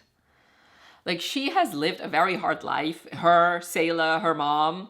And he's out there just been living, being a siphon, having a lover. Like, it is not right. Then we got a Stark chapter, and he sees that Maren is very much struggling. So she just wants to, like, get away from where they are now. So he takes her away, and then he tells her that she should hit him. Because, of course, when she was hitting herself, after she killed some of the bonded, he told her, you know, if you want to hit somebody, hit me. So he uses that now, and they end up fighting. And while they're fighting, yeah, it turns sexual. But before it actually turns sexual, they do talk about, you know, what happened when we connected our powers. And he also doesn't know. Kratos doesn't know. They do end up, he ends up, before they actually end up doing stuff. She asks about Noemi. You know, she is a girl's girl. I know in the first book, I thought, you know, sometimes the way she talked about women, I just didn't appreciate. But before they actually go further, she does ask him about Noemi, and he tells her, Noemi is like my sister, nothing more. So he ends up going down on her, which, you know, good for them. But afterwards, he seems to be pulling away, which my theory is that the reason he's doing that is because his mother's voice is in his head. Like, exactly what I told you that I was afraid of. I think he's afraid that, you know, his mom is gonna manipulate this situation. His mom is just gonna use him to get to Maren. And also, maybe he's also afraid that Maren will find out what Sigrid wants and use that against him. So, I don't know. Maren ends up deciding to go to Astriona, but they want, just as important of a hostage, to stay with Sigrid so that nothing will happen to Maren. And Maren thinks maybe it's childish, but she kind of wants to get back at her dad. So she suggests that they should keep Ruby as a hostage, which Sigrid agrees to. And of course, Sigrid wants Stark to go with her. But Stark's not the only one who goes. Venna and Noemi will also go. Sayla will also join because hopefully they'll find... obviously, they realize that she's a siphon, and hopefully they can find some information to reverse her being a siphon in Astriona. The person who will take them to Astriona is a guy named Elias. Obviously, their father will join, and Sayla instantly recognizes him because he looks like, or she looks like him. He introduces himself to Sayla, and obviously she's young, so she tells him hi, and, you know, there's no real conversation between them yet. Ruby wants to know who sired Sayla, but Maren doesn't tell her. Ruby ends up telling her sire bonds can be strong. Lucian can aid in managing it. There are ways to block it. So that is very interesting information. But Maren tells Ruby, which I don't think that was a very good choice to tell her. She says, no need. We have a necklace that seems to be protecting Sayla from it. I mean, this necklace can be just ripped off, especially with this mother, priestess, or whatever her name is, very clearly interested in such a necklace. When they get like a bit further into Astriona, so Astriona has been portrayed as like this barren landscape, this desert where nothing actually grows. There have been Kryptos spies going to Astriona to look around, and they always said, yeah, it's like a barren landscape. But now that they're entering, they see like there is grass growing, there is it's actually very beautiful. They realize that it's the siphons who are manipulating things. They almost get into a fight because the siphons are trying to mess with Venna. Vanessa says, illusion magic. It must be how they've kept this verdant land a secret from Nocturnans all this time. And one of the siphons says, anytime there was one of your little spies here, we knew right away. So they thought that they were being slick and spying, but they apparently knew this whole time. They tell them there are many tales in Astriona of the savagery of your beast. So this is an interesting case study in propaganda, obviously. At this moment, I don't know anything really about the siphons, so we'll have to see. But of course, all the people in Nocturna think that the siphons are evil. They've been stealing their children. They've been drinking their blood. They want to take over this land so that they can use all these humans as food. And then on the other side, apparently the Astrionians think that dire wolves are just vicious beasts who will just ravage their lands. So that is interesting. And the chapter ends with Elias. They want to go into town to produce additional food and supplies. And Maren doesn't trust them, so she wants to come with. And of course, if Maren goes, Stark has to go. But they only have one horse. They end up going with them, and that is how this chapter ends. So that was this part. Like I said before, I'm really enjoying this book. I am. I think it's more action-packed. I'm just having the best time. I think it's more interesting. I feel like there are more interesting questions raised in this book. And if it's going the way I think I'm going, with us hopefully finding out that the siphons are not as bad as they thought, I do find that an interesting study on, like, you know, with fantasy, sometimes you can definitely explore real world things, but in a fantasy setting. And obviously propaganda, especially with the use of AI, has always been prominent and will probably be even more prominent with the use of AI. So I do feel like it's interesting to see like these two different countries with two different enemies and how they see each other. So yeah, I'm excited. Hopefully I'm correct. It would be interesting to have Astriona as an ally to defeat Killian and Alistair Brightbane. But yeah, I'm excited to continue. Yeah, right now it's 6 o'clock. I really want to upload this video tomorrow, but I still need to read 300 pages and edit this probably 3-hour recap. So we'll see if that actually happens. So I'm just gonna stop yapping, continue reading, and you'll probably actually see me tomorrow, unless all of a sudden I become like the quickest reader in the world. But yeah, I think you'll see me tomorrow. The last section was so action-packed, I really could not stop reading. I wanted to stop at page like 450. I ended up reading until page 471. So this section will span chapter 31 through 48. So let's get started. Stark feels kind of guilty for going there with Maren. And of course now they're alone on the horse. So he's like conflicted. Like he wants her but also shouldn't want her in his mind. They get to this town and they see that it's pretty idyllic, that there are siphons and humans living peacefully together, it seems. And they realize not even in Nocturna are the cities so mixed, like the populations. Obviously, there is a clear difference. Like the bonded live in a different place than the other citizens. So that, like, you do see that there's a difference, but not everything is all perfect in Astriona, which we'll see pretty quickly here. They find out different ways how the siphons get blood. So humans can donate their blood for money. They can buy it not fresh, but they can also get it like fresh from the vein, because apparently it is also enjoyable for humans and also they get money from that. When Maren asks, what of unwilling Nocturnans like children? We know their blood is powerful for you, considered valuable. And Elias tells her drinking from a child is a crime, both legal and moral. So they do have some rules. Like it seems like their rules are very strict on consent. But of course, I mean, if you pay somebody for their blood. Anyway, moving on. When Maren asks about about children, because of course, in the last book, in the first book, she did get intel that the siphons have had like some children.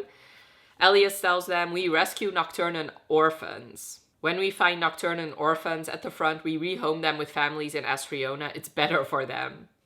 So Maren, of course, she's queen now. She doesn't want that. Then they ask about, okay, what about transforming humans into siphons? What are the rules about that? David tells them transforming humans into siphons is quite rare and strictly regulated. There would be no logic in converting our primary food source, and maintaining proper population balance is considered essential. When she asks, okay, but that is not what I heard from the front. What I heard is that you just turn soldiers to have them fight on your side. He tells her, we sometimes transform grievously wounded Nocturnan soldiers like your father, but otherwise becoming a siphon requires formal application and approval through established protocols. Field transformations are evaluated and documented for population records. Of course, accidents do happen, especially in the heat of battle. Stark thinks, he starts to think, okay, maybe things are not what they seem. Maybe we have been told lies. And of course, he realizes who are the people who have been telling lies? They are siphons themselves. When Maren and Stark get a moment alone together, Maren, I was just clapping and cheering from the sidelines because, yes, Maren kind of attacks him, asking him straight up, what is your problem? And they talk about what happened the day before. He almost tells her about what Sigrid wants. He ends up thinking that it's not that important. And then he tells her, I'm wrong for you. You could be the greatest queen that Nocturne has ever seen. You need to be with someone who nurtures the best parts of you, not someone who pulls you down into the dark and relishes every moment.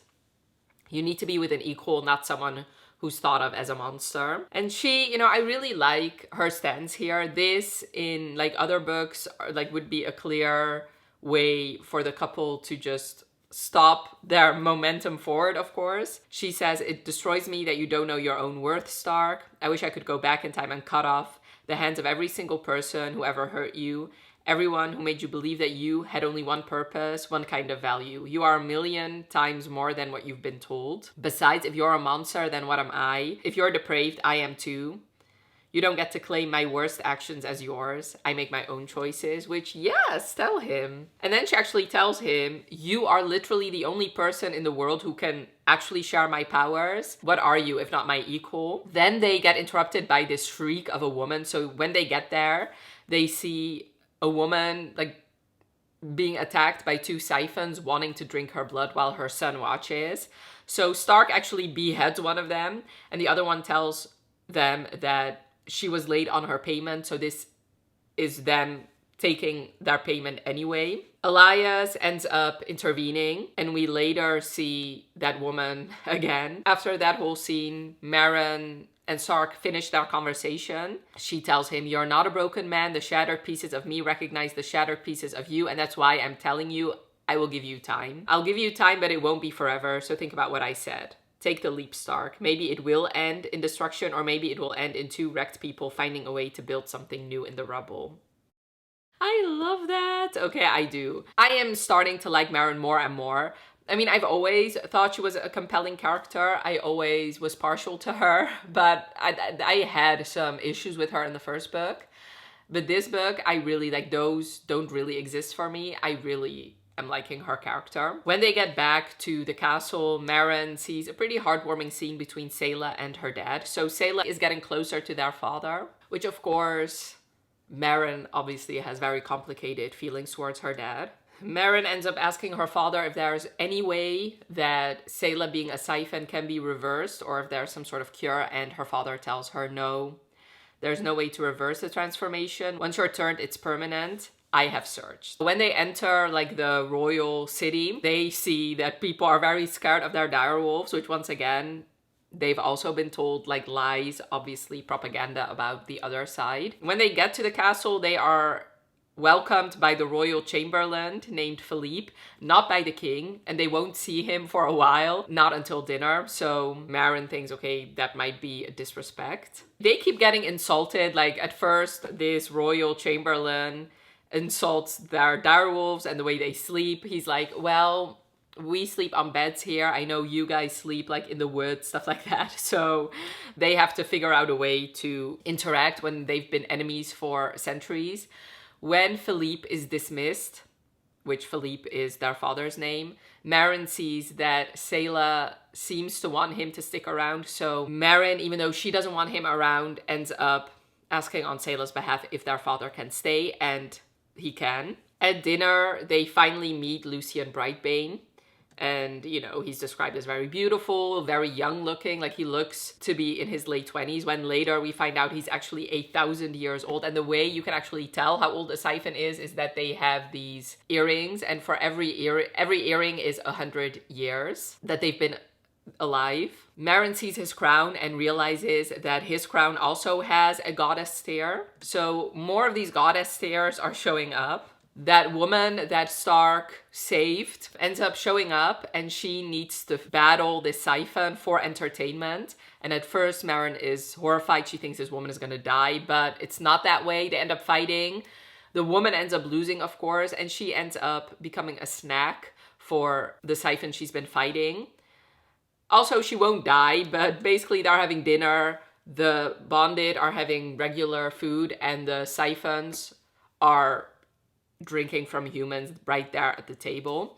So, that's a bit awkward. Lucien explains to Maren that Alistair Brightbane is his older brother, but that Lucien inherited the throne, that this entire war has been his vengeance. He wants to conquer Estriona and take back what he believes is his birthright. So I was right. I mean, I'm sure that wasn't a very hard thing to figure out. And then he says something very poignant, because obviously the bonded are having a pretty strong reaction. Is this seriously why they've been at war? Is this seriously why all these loved ones they've had have died just for a brother who wants his throne back?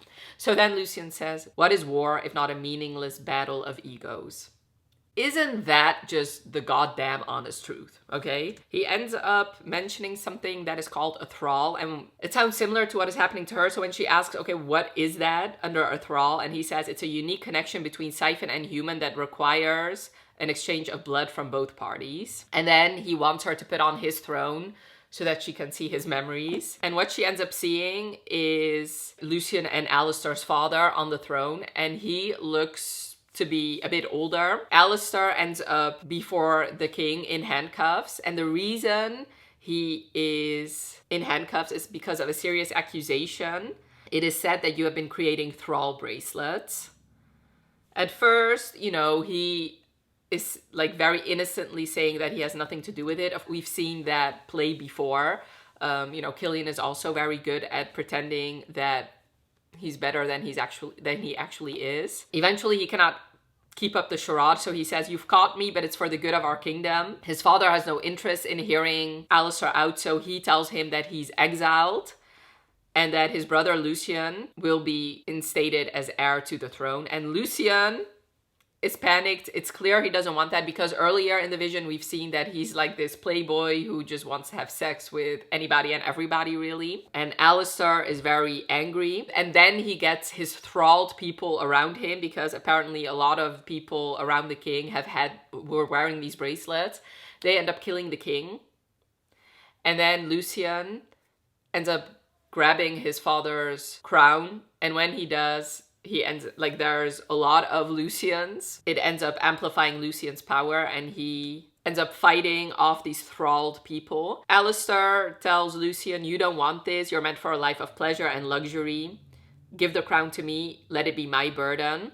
And Lucien is unwilling to give it to him. So Alistair leaves, but before that he says, you will live to regret this. I promise I will take back my throne, no matter the cost. When Maren kind of crumples to the ground next to Stark, he's panicked, of course, and then he thinks, okay, what if she actually dies and we never really tried being together? He ends up thinking, okay, so what if her darkness doesn't need to be shunned but tamed? What if I can help her tame it? When Maren comes to, they talk about the vision she saw, and Lucien actually says, my brother has always been the most powerful siphon I've ever encountered, which makes sense since he fooled so many people for so many years. Then they talk about thrall some more, and he explains the upsides for siphons, and the upside is that the bond gives the siphon a degree of control over the human. It allows one to compel the human to do things, but it requires a regular renewal of the fresh blood exchanges and weakens significantly with distance. And it requires consent from both parties. And then Maren says, well, it sounds like there's only upside to the siphons. What do the humans get out of this? And he says, heightened senses. Not quite at the level of siphon powers, but they're able to move faster, see farther, taste, smell, and hear better. Touch is particularly heightened. Then he explains that Alistair discovered through experimentation that he could create a piece of jewelry that worked like a thrall bond, but with none of the natural limits. These thrall bracelets maintained their power indefinitely and allowed for complete control over a human's mind regardless of distance, and the human received no benefits from it. Obviously, similar to Maren's bracelet. The jewel at the center of each bracelet is created by mixing a human's blood with a siphon's, but since the human doesn't have to actively drink the siphon's blood to establish the connection, it enables non-consensual bonds. As long as the siphon can acquire the human's blood by any means, they can create the bracelet. Stark asks in Maren's mind, did he have your blood? And of course, he's been caring for her after every one of her fights and after every time she was injured during the trials. So that is how he got her blood. And then, things click for her. She's like, this was from the very beginning of our relationship, which, I don't know, maybe. But wasn't Alistair still in Killian's father's body then? I don't know. I wonder if Killian from the beginning was taking her blood for these bracelets, or if it changed when she got to the trial. It doesn't matter either way. Obviously, what he's done is horrifying. When she asks, is it possible to get them off? He tells her what she already suspected. He says only the creator can remove them. If the wearer can get it off themselves by any means, they die. It's one of the many reasons they are outlawed. When Maren looks at her wrist, Lucien grabs her wrist and sees that she has one of those thrall bracelets. He kind of wants to kill her. He says, if the queen is here under Alistair's control, she's a danger to all of us, including you. He's talking about the Nocturnans, of course. Complete dominion over the wearer's mind. She tells him that is not true. He doesn't have control over my mind. It's only my powers. She ends up convincing him. And then she actually asks him about, why did your father look to be middle-aged while you still look to be very young? And she explains all the other siphon kings in Nocturna also aged. He explains how siphons age. So we age at the same pace as humans until we're in our early 20s, and then it slows greatly. However, our appearance depends on the quality of the blood we drink. With human blood, you can stay young and handsome forever. If you drink animal blood exclusively, you will age.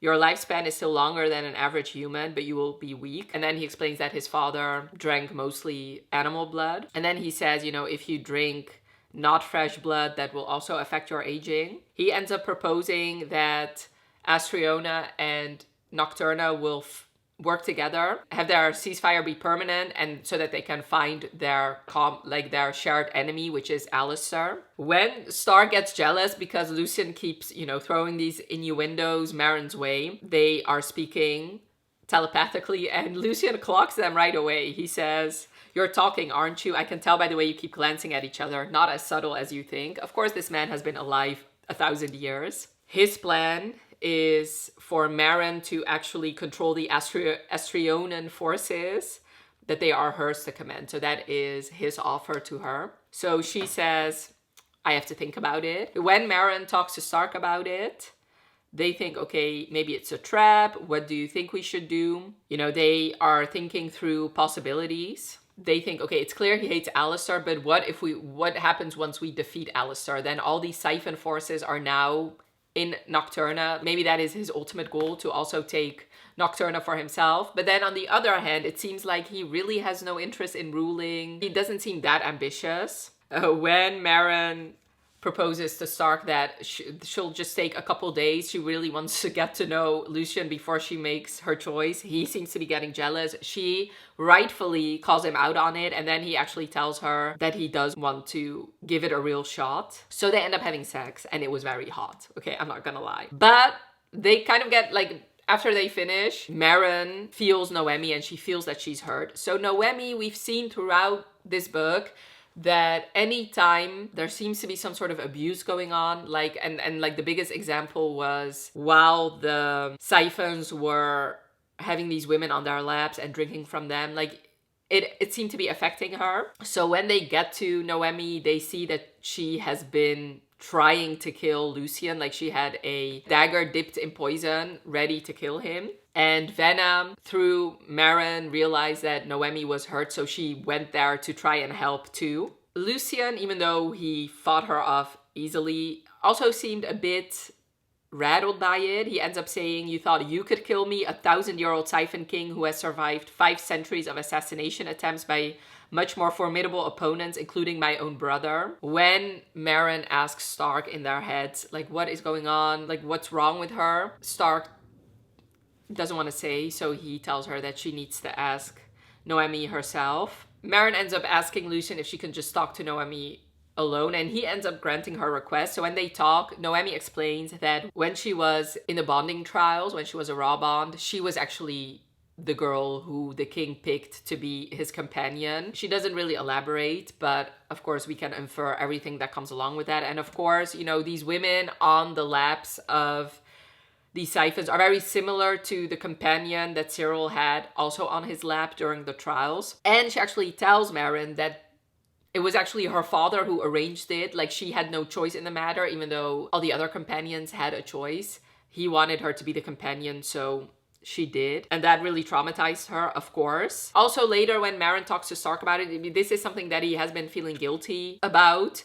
When Noemi was a raw bond, was he already a alpha? Anyway, he was at the front. He told the Gamma that was in charge to keep an eye on her, to protect her, and he neglected to do so. And of course, Stark ended up killing him, but he feels guilty for not protecting her when in his mind he should have, even though, I mean, I get what he's saying, but I mean, he was not there. So I mean, what was he supposed to do? And then Meryn and Noemi actually kind of bond over a similar experience, even though what Killian did was not the same as what the king did to Noemi. At the end of the day, it was abuse and it was non-consensual, because obviously Meryn had no idea who he was, and everything he did to like manipulate her, you know, the fact that she now has this bracelet, like he was scheming and taking advantage of her too. So even though obviously it's very sad, I did like this scene, and it did show Meryn to be a very good friend and a very good ruler too. Noemi and her end up talking about Stark, and Noemi says, you know,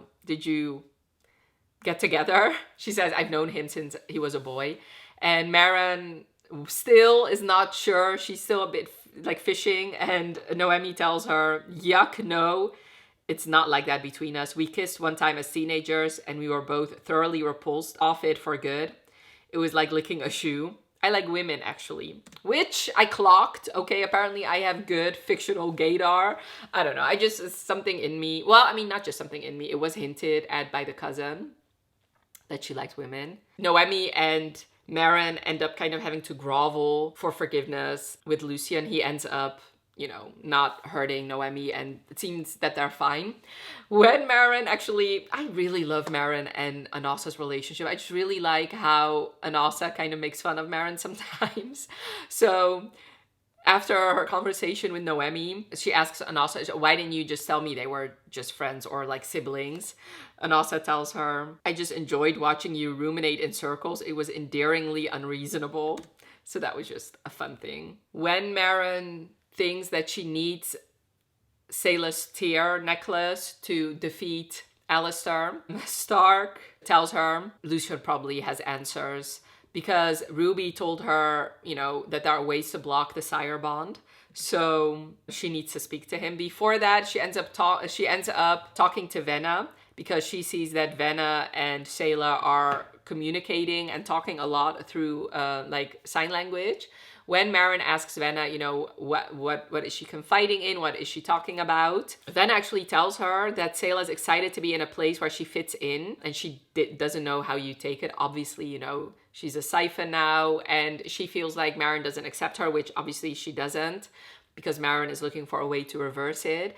And Saela is now in a place where it's normal to be a siphon. They can live normal lives. Obviously, her father is a siphon. And the reason she felt like Venna would understand her is because Venna obviously is also very different than the rest of the bondage. So she felt like Venna could relate. So, and it seems like she did. And Meryn realizes, okay, obviously I need to have a conversation with my sister now. When Meryn speaks to Lucien, she asks him about the tears, and he shows her that he has another tear in the form of another necklace, actually. So now we have the ring, 2 crowns, and 2 necklaces, so 5 tears. And we find out that the crowns help you control your respective powers and the necklaces give you protection. And both the tiers make your magic stronger. There seems to be something going on between Vanna and Lucian because Vanna really doesn't take his shit. She keeps rolling her eyes at him. She is just not that impressed with him. And it seems like because he's used to people kind of fawning over him, so it seems like he's intrigued with Vanna. I don't know if that's going to be a thing, but I really like Lucian. I'm not going to lie. I hope he's not evil like Killian was because I think he's funny. I tend to really like a funny, princely character. So I really hope he doesn't turn out to be evil. And I would really like I'm kind of shipping him with Vanna. Lucian ends up telling Maren that there's a way to block the sire's power, and then he once again emphasizes siphons tend to be particular about consent. Over the years, we developed items capable of blocking a sire's power, most commonly fashioned as jewelry. So he gives her another necklace that Sayla can wear, and it seems to be working actually. While they're speaking, Maren ends up getting transported into Sigrid's mind in the battlefield, where she has been gravely injured. She's up against Tormund, the Alpha of Phylex, who has been converted, I guess, to Killian's side. Jonah is also there, and Jonah actually ends up killing her, which I have to confess, I did not see that coming. And a part of me is a bit annoyed. Not annoyed, but I really thought, I thought she was an interesting character, and especially I thought she would be an interesting villain slash not villain necessarily, but like a opponent in the political way against Maren. I kind of liked her scheming behind Maren's back. I just thought that was an interesting plot point, and I really thought, okay, why put that in there if it's not really going anywhere? I really thought, okay, well, a part of this is going to be like this political machinations, kind of Game of Thrones-esque, but apparently not. I don't know, maybe somebody else will fulfill that role, but I didn't think that she would actually die, but she does. While she's dying, she thinks to Stark, she regrets how their relationship went. And then she actually thinks if she kept him at a distance, she could shield him from it somehow. She wonders if she taught Stark enough about everything that comes next for him, if he's prepared to become the sovereign alpha, and for what? Who comes along with that role? What does that mean? So far in this section, at least, I haven't figured out what she meant by that. So she ends up dying. Obviously, now that the Sovereign Alpha has been defeated, the rest of Maren's soldiers retreat. So when Maren comes to, she says Nocturna has fallen. Then we switch to a Stark chapter. Stark let Maren talk to Lucian, which I think is very big of him, since obviously he knows that Lucian tends to flirt with Maren. He obviously wants to talk to Noemi since, he's her very good friend. They end up talking about it. And, it was a very sweet scene between them. I really enjoyed seeing them together now that we know that for sure nothing romantic is going on. So she actually ends up telling him that she wishes she was as strong as Maren, that my hatred and anger could fuel me and drive me to vengeance, but mostly I'm exhausted. So they end up hugging, and then they talk about Great Aunt Gertie and kind of reminisce about this woman that raised them. And then he ends up feeling that his mother died and that he now has the Sovereign Alpha's powers. The wolves kind of start howling, so they confirm that both for Maren and for Stark that the Sovereign Alpha has died. He feels a bit conflicted. Obviously his mother died, but since he had such a complicated relationship with her, he ends up thinking her loss is like a tilting of the universe, an imbalance. I will mourn her, I realize, with a whisper of surprise, like a soldier mourns a respected commander. And then he actually thinks, okay, Sigrid may be dead, but that doesn't mean I don't have family. I have Noemi, Kratos, and Maren. So that was, I like that he realizes that family isn't just, your parents. Maren ends up explaining that Killian has broken through their defenses. He overtook the camp, and she tells them that the Sovereign Alpha is dead. She ends up communicating with Edith, who tells her that the battle is lost and that she's in retreat with a group of survivors, that she'll reach back out again once she has more to report. Maren tells Lucien that she no longer has a country to offer in the alliance, but that she kind of still needs him. And when Lucien says, what is he playing at? Why take the border from you? It's been centuries of war, and my bastard of a brother hasn't been able to successfully take any significant ground in Astriona. And that is with a full army at his disposal, of course, because he now only has half the army. Maren actually tells him, I suspect it's more Killian's doing than Alistair's. I don't think he'll press into Astriona. He wants to make me feel culpable for the loss of life, so I'll return to him. So it seems like, just like Killian thinks he knows Maren, she obviously also knows him. Lucien tells her, we can keep our alliance if you'll marry me. I have to say I did not see that coming. I mean, I probably should have. It also seems like he really has no interest in getting married. But then he explains, I have something you need, my army. You have something I want, your tears. And when she says you can't have them, he says, you misunderstand. I want assurance that the 4 tears will always be evenly kept between our 2 countries. If we are united in marriage, you cannot conspire to take mine from me, nor would I be able to take yours. Plus, if we are bound, the common people in both our countries will be more willing to accept and understand the ceasefire. We will rule both countries together. I mean, he makes sense, even though obviously I don't want her to marry him. I'm very interested to see what will come of that. She ends up not refusing him outright. She once again tells him that she'll think about it. Interesting enough, throughout this whole exchange, even though she knows Stark's mother has passed away, she doesn't really think about him until after she tells Lucien that she'll think about the marriage proposal. That is what prompts her to think about Stark. So she ends up looking for Stark and finding him. And she once again is very surprised, like how he reacts, because he says, you're still new to your powers as queen, and this is such a disturbance. And she says, a disturbance, or she thinks a disturbance. Who the fuck calls their mother's death a disturbance? You know, she kind of wants to console him or wants to talk about his feelings, and he really doesn't want to. She ends up using her foresight to think about, you know, what she should do. Go back to Nocturna, stay in Astriona. So she ends up seeing a third option about a tower and a female body. And then she actually tells him, and I do appreciate her honesty, she ends up telling Stark about the fact that Lucien proposed marriage. And he asks her if she will accept it. She tells him no. And then he actually tells her, if I was a better sovereign alpha, I would tell you should do it. You should marry someone politically meaningful, especially if it would save your country. But, asks Maren, I damn every last soul to stay by your side, Maren. So I do like the fact that they are choosing the other one, clearly. Maren ends up telling Stark that she needs to get into the dream world and talk to Killian again to try and find out what his plan is. Because since Stark has been sleeping with her this entire time, it has kept that dream world at bay. So he's reluctant, but obviously he agrees. And then, so she ends up sleeping alone while Stark and Anasa are like sitting beside her bed. They agree that he won't pull her out right away, like he'll have to just use his own judgment when is an appropriate time for him to wake her up if it seems like she's distressed. So she does end up talking to Killian, and she is pretending that she likes him, and like similar to in the first book where she was pretending to be like this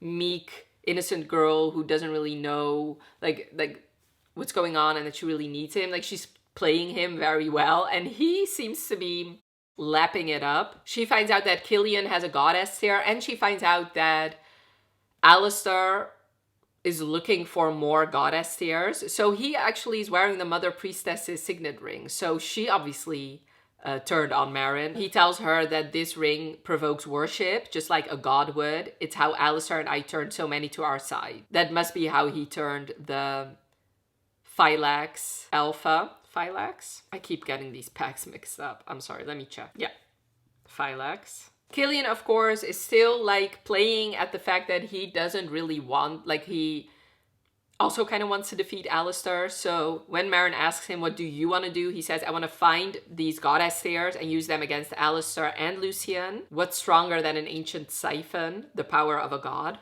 While she's speaking to Killian, she kind of compares both him and Stark, and she realizes that even though Stark, obviously she asks him like to be a bit dominant in the bedroom, she always feels like an equal to him. It's not the way Killian speaks to her, which is obviously condescending and, you know, not really keeping her needs in his mind. He tells her, stay put where you are.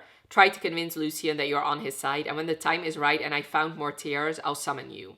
And when she says, okay, but Lucien told me that I'm a thrall, and she shows him the bracelet. Am I a thrall? Are you able to compel me?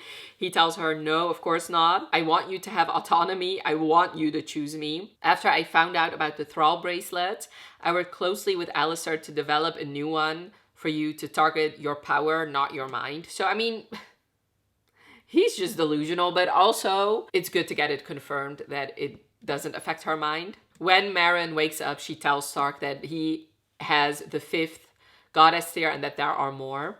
When she tells the rest of the group, Sayla ends up grabbing their mother's journal, and she shows a page of a 6-pointed star or a geometric flower, but each of the points is in the shape of a teardrop. In the center of it is another tear shape. So they think, okay, there must be 7 goddess tears. When Noemi hears that, she thinks back to the song that we heard when they visited her father. The song about a man's unfaithful wife, where she cries 7 tears. And Noemi thinks, okay, what if the faceless goddess was the wife? And what if she was locked in this tower? So Maren thinks back to her own vision about this tower. So she thinks that must be where that must be where the goddess tier is. So she ends up going to Lucien. While she's speaking to him, she thinks, am I putting trust in yet another beautiful royal who's bound to betray me? So obviously she needs to be careful. She asks Lucien about a mysterious tower near water. He tells her it's mostly legend. There's an island in the sea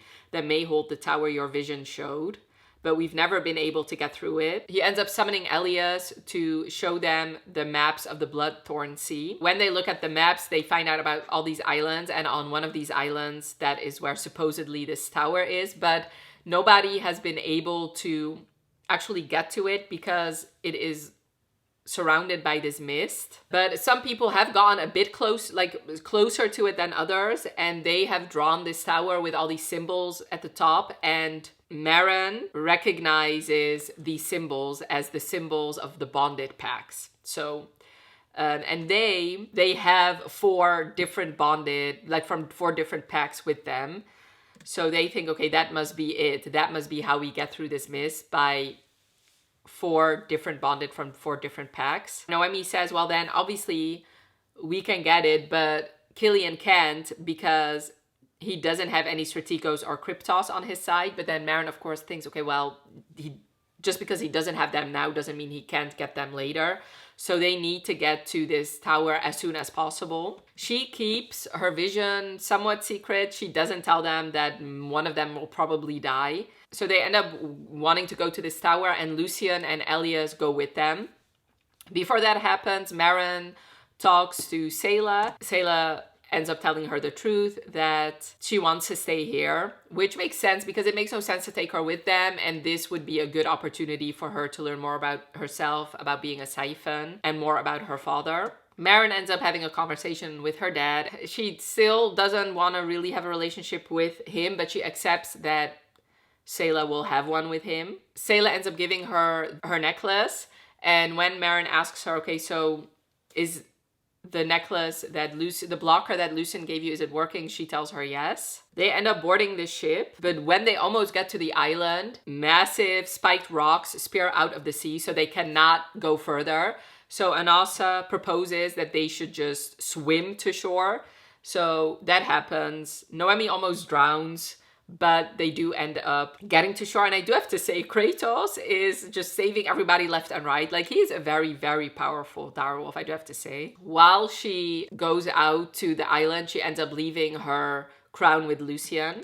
When they get to the tower, there is this poem, and it's clear that it refers to the different direwolf packs. And it's basically like this whole tower is like a trial almost. There's these different tests that each one of them has to complete. We start off with a Kryptos trial that Venna has to complete, which it doesn't seem that hard. Then there is a Deimos trial that Stark has to complete. It seems a bit harder, but he manages fine. Then Noemi has to use her Phylax abilities. And this is one of the harder ones because they almost didn't make it, but at the end she does manage. And then it's Marin's turn. And Marin's is very disturbing. She has to sacrifice one of them, otherwise all of them will die.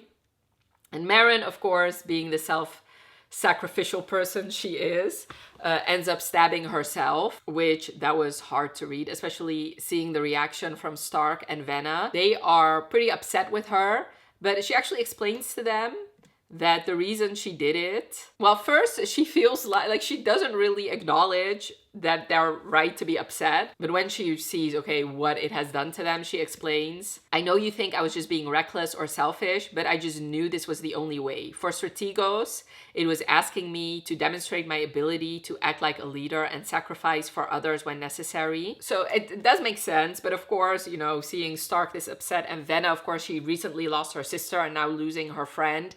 And, you know, she was actually dead. Like, she was bleeding out and also was dead, but something like this magic brought her back. And after this trial, so I didn't explain, but this tower, they had to go down when obviously that makes no sense since they wanted to go up. And after all of them completed their tests, they somehow got transformed. Like, something happened where they ended up at the top of the tower, where it seems like there is no goddess here. So Marin ends up just breaking down. She ends up crying, and her tears end up showing this goddess here. When they get out of the tower, they see that Lucien's ship is just docked at shore, and they explain to them 10 minutes ago we could sail through perfectly still seas. So after they all completed their tests, everything around the island transformed too. So now they have 5 tiers. Marin has 3. So Marin looks at Lucien and she sees him looking at her and he seems pretty calculating. And Marin thinks, with the additional tier in my possession, I'm conscious the balance of power between us has shifted. I now have 3 of the 7 tiers and he only has 2. Is he going to let this imbalance stand? So that is where I got up to. So I still need to read about 114 pages. So, and I am very into this book. Like, I really love these trials. It's very action-packed. Like, if you, once again, compare it to the first book, like, there is like one plot thing after another. We're finding out so much information. I really love the development in the relationship between Stark and Marin. I really love this group that they have created, and I really am enjoying finding out more about these siphons. I think Lucien is a very interesting, compelling character. So I'm just having the best time of my life. Like, this is shaping up to be a 5-star, which I honestly didn't think would happen after the first book. Like, I liked the first book. It was 4 stars. Like, there were a lot of things I liked about it, but there were also some glaring things I really didn't like. And I feel like the things I didn't like are completely absent in this book. So I'm just having the best time. I'm really, really loving it. So I'm just going to continue, and I'll talk to you once I finish. All right, I finished, and I am just gagged. Okay, I am gagged beyond reason. Yeah. I am giving this book 5 stars. I cannot give it anything but 5 stars. This was so much better than the first book, in my opinion. It just really reminds me of ACOTAR in that, with the whole relationship with Killian, with the fact that the first book really feels more of like a prequel to the actual story, to me at least. I just really loved it. In the first book, I felt like Marin was very isolated and very alone, and now in hindsight it makes sense because it was Killian's doing mostly that she was isolated. So I did, like, as much as I really love the romance in this book, of course I do, I really also love the found family with Venna, with Noemi, with the wolves. I just really loved it so much. So let's continue with the last part of this recap. So of course, Marin just got brought back to life and she kind of needs to deal with the consequences of that a little bit. Lucien and the Bonded are squabbling over where they should go next. The Bonded want to go to Blumenthal to help the rest of the Bonded. Lucien really doesn't want to go there, and since it's his ship, what he wants kind of goes. He wants them to go back to Astriona to rally the troops, And of course, he cannot let, like, he still wants to marry her. And this time she's clear that she has no interest in marrying him. He's trying to persuade her by saying, well, you can still keep a lover, you know, but I mean, we know Maren and Stark, like that would never ever happen. She ends up using the goddess tear she got from the tower, and she finds out that it creates life. Like, she uses it to create like an entire forest of the island. And because she realizes, wait a minute, I have heard of something like this before, she thinks back to the coronation. I'll just recite it. With my power, I shall rule for all. And she says that twice. And she thinks, okay, so we have 2 crowns. So that makes sense. With persuasion, I shall speak to all, which of course is the ring that Killian has. I will keep my people first as I create and destroy. My heart will aim to protect instead of harm. Twice. She had to recite that twice. So of course it's talking about the 2 necklaces. So those are the goddess tears. So 2 crowns to rule, 2 necklaces to protect, the ring to persuade, and then 1 tear to create and 1 tear to destroy. We will get back to that. Maren realizes that Stark is not speaking to her because, of course, she thinks that he's still mad because she did that. Like, she killed herself without discussing it first. He does end up sleeping next to her, though, because, of course, I mean, he still loves her. That doesn't change. They end up almost having sex when they wake up. And then they actually talk about it. In fact, he shows her what he went through when she died. So she realizes, okay, so he's not actually mad at me. He's just heartbroken. She actually tells him, you know, her reasoning, why she did it. So anyway, they end up having sex and they're good. Maren ends up talking to Lucien, and she wants to get more visions, but she hasn't been getting any visions from the necklaces. And she asks Lucien if he has ever had a vision. He says he hasn't. So she proposes that they exchange necklaces for a while so they can get those visions. So they do, but they don't end up getting visions. And then she thinks, okay, there's a reason why there's 2 of them. Maybe they're like 2 halves of one whole. Maybe you need to wear 2 necklaces to get the visions. He doesn't want to give her both necklaces. So she ends up compromising by saying, okay, we could wear both of them together. She sees a beautiful, godly woman who's pregnant. And then another scene where the same godly woman is looking down at a baby who looks human. And there's a man who materializes next to her, also a godly creature. And he tells the woman, our daughter can be the link to my wolves and rule over your humans. But you know you cannot stay with the child. She is of us, but not one of us.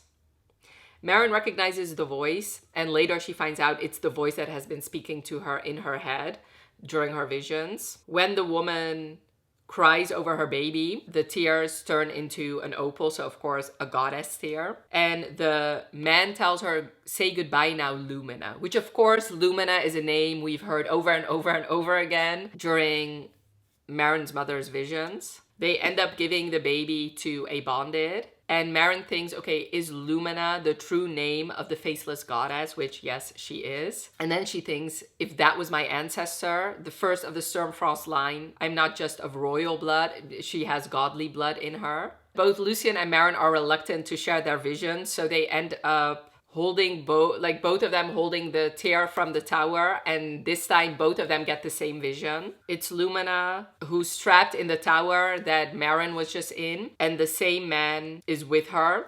And Lumina calls him Nocturne, which of course, Nocturne is a name we've heard before. She tells him, what have you done? How did you manage this? You've weakened me. And Maren realizes, okay, Nocturne's children written in the riddle on the altar. So he's the one who probably created the tower and the tests. He tells her, you've weakened yourself.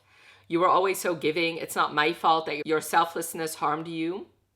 It's ungodly of you. So finally Maren realizes, okay, so they're both gods. He ends up telling Lumina, you belong to me and me alone, and you will stay here until you accept that. She ends up crying again and creating another opal.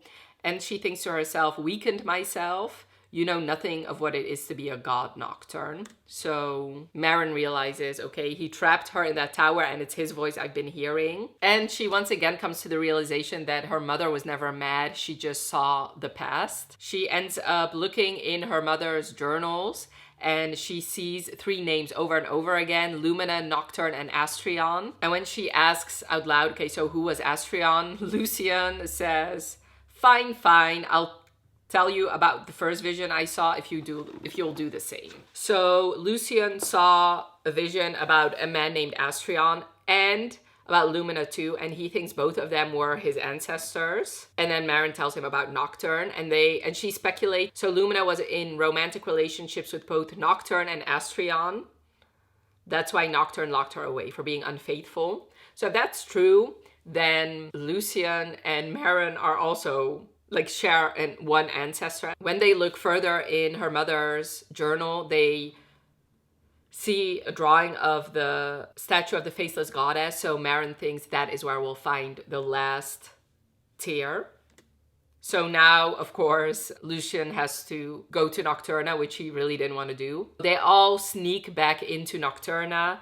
Maren thinks, I'm a refugee in my own country. So that was kind of sad, obviously. Stark and Maren ends up going alone to the statue. But when they get there, they see a figure and they realize it is the Mother Priestess, who holds a sickle or something because they realize probably the tear is inside the statue, so they need to destroy the statue to get the tear. The Mother Priestess beats them to it and she ends up breaking the statue. And when she does that, since the tear inside the statue is for destroying things, almost the entire town of Linsfall ends up getting destroyed. So Maren and Stark, with the help of Venna and Noemi, end up trying to save the people of Linsfall. While that is all happening, the Mother Priestess actually ends up confessing that Killian didn't need to use his magic on her. She calls him His Highness, no, His Holiness will claim this destiny. He will be a living god on earth.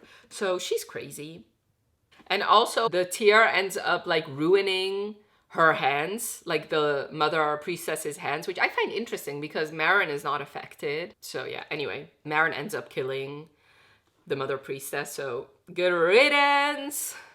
Jonah ends up thwarting them, of course. He is nothing but a menace. When will he die? I think he's still not dead. And something horrifying happens. Jonah, that motherfucker. How many people has he killed now? He ends up killing Skaya, Venna's wolf, which of course means that Venna will die. And then Maren ends up using that opal to destroy, and a lot of wolves and bonded end up dead because of it. Of course, not Jonah. While Venna is dying, Lucian and Elias show up. And, this just adds to my theory that Lucian really likes Venna because he wants to turn her into a siphon. And Maren wants to, let her do it. But, of course, it should be her choice. So eventually, when Venna sees something human in Lucian's face, she ends up drinking from him. So she's going to be a siphon now. But of course, her wolf still died. So that was just heartbreaking.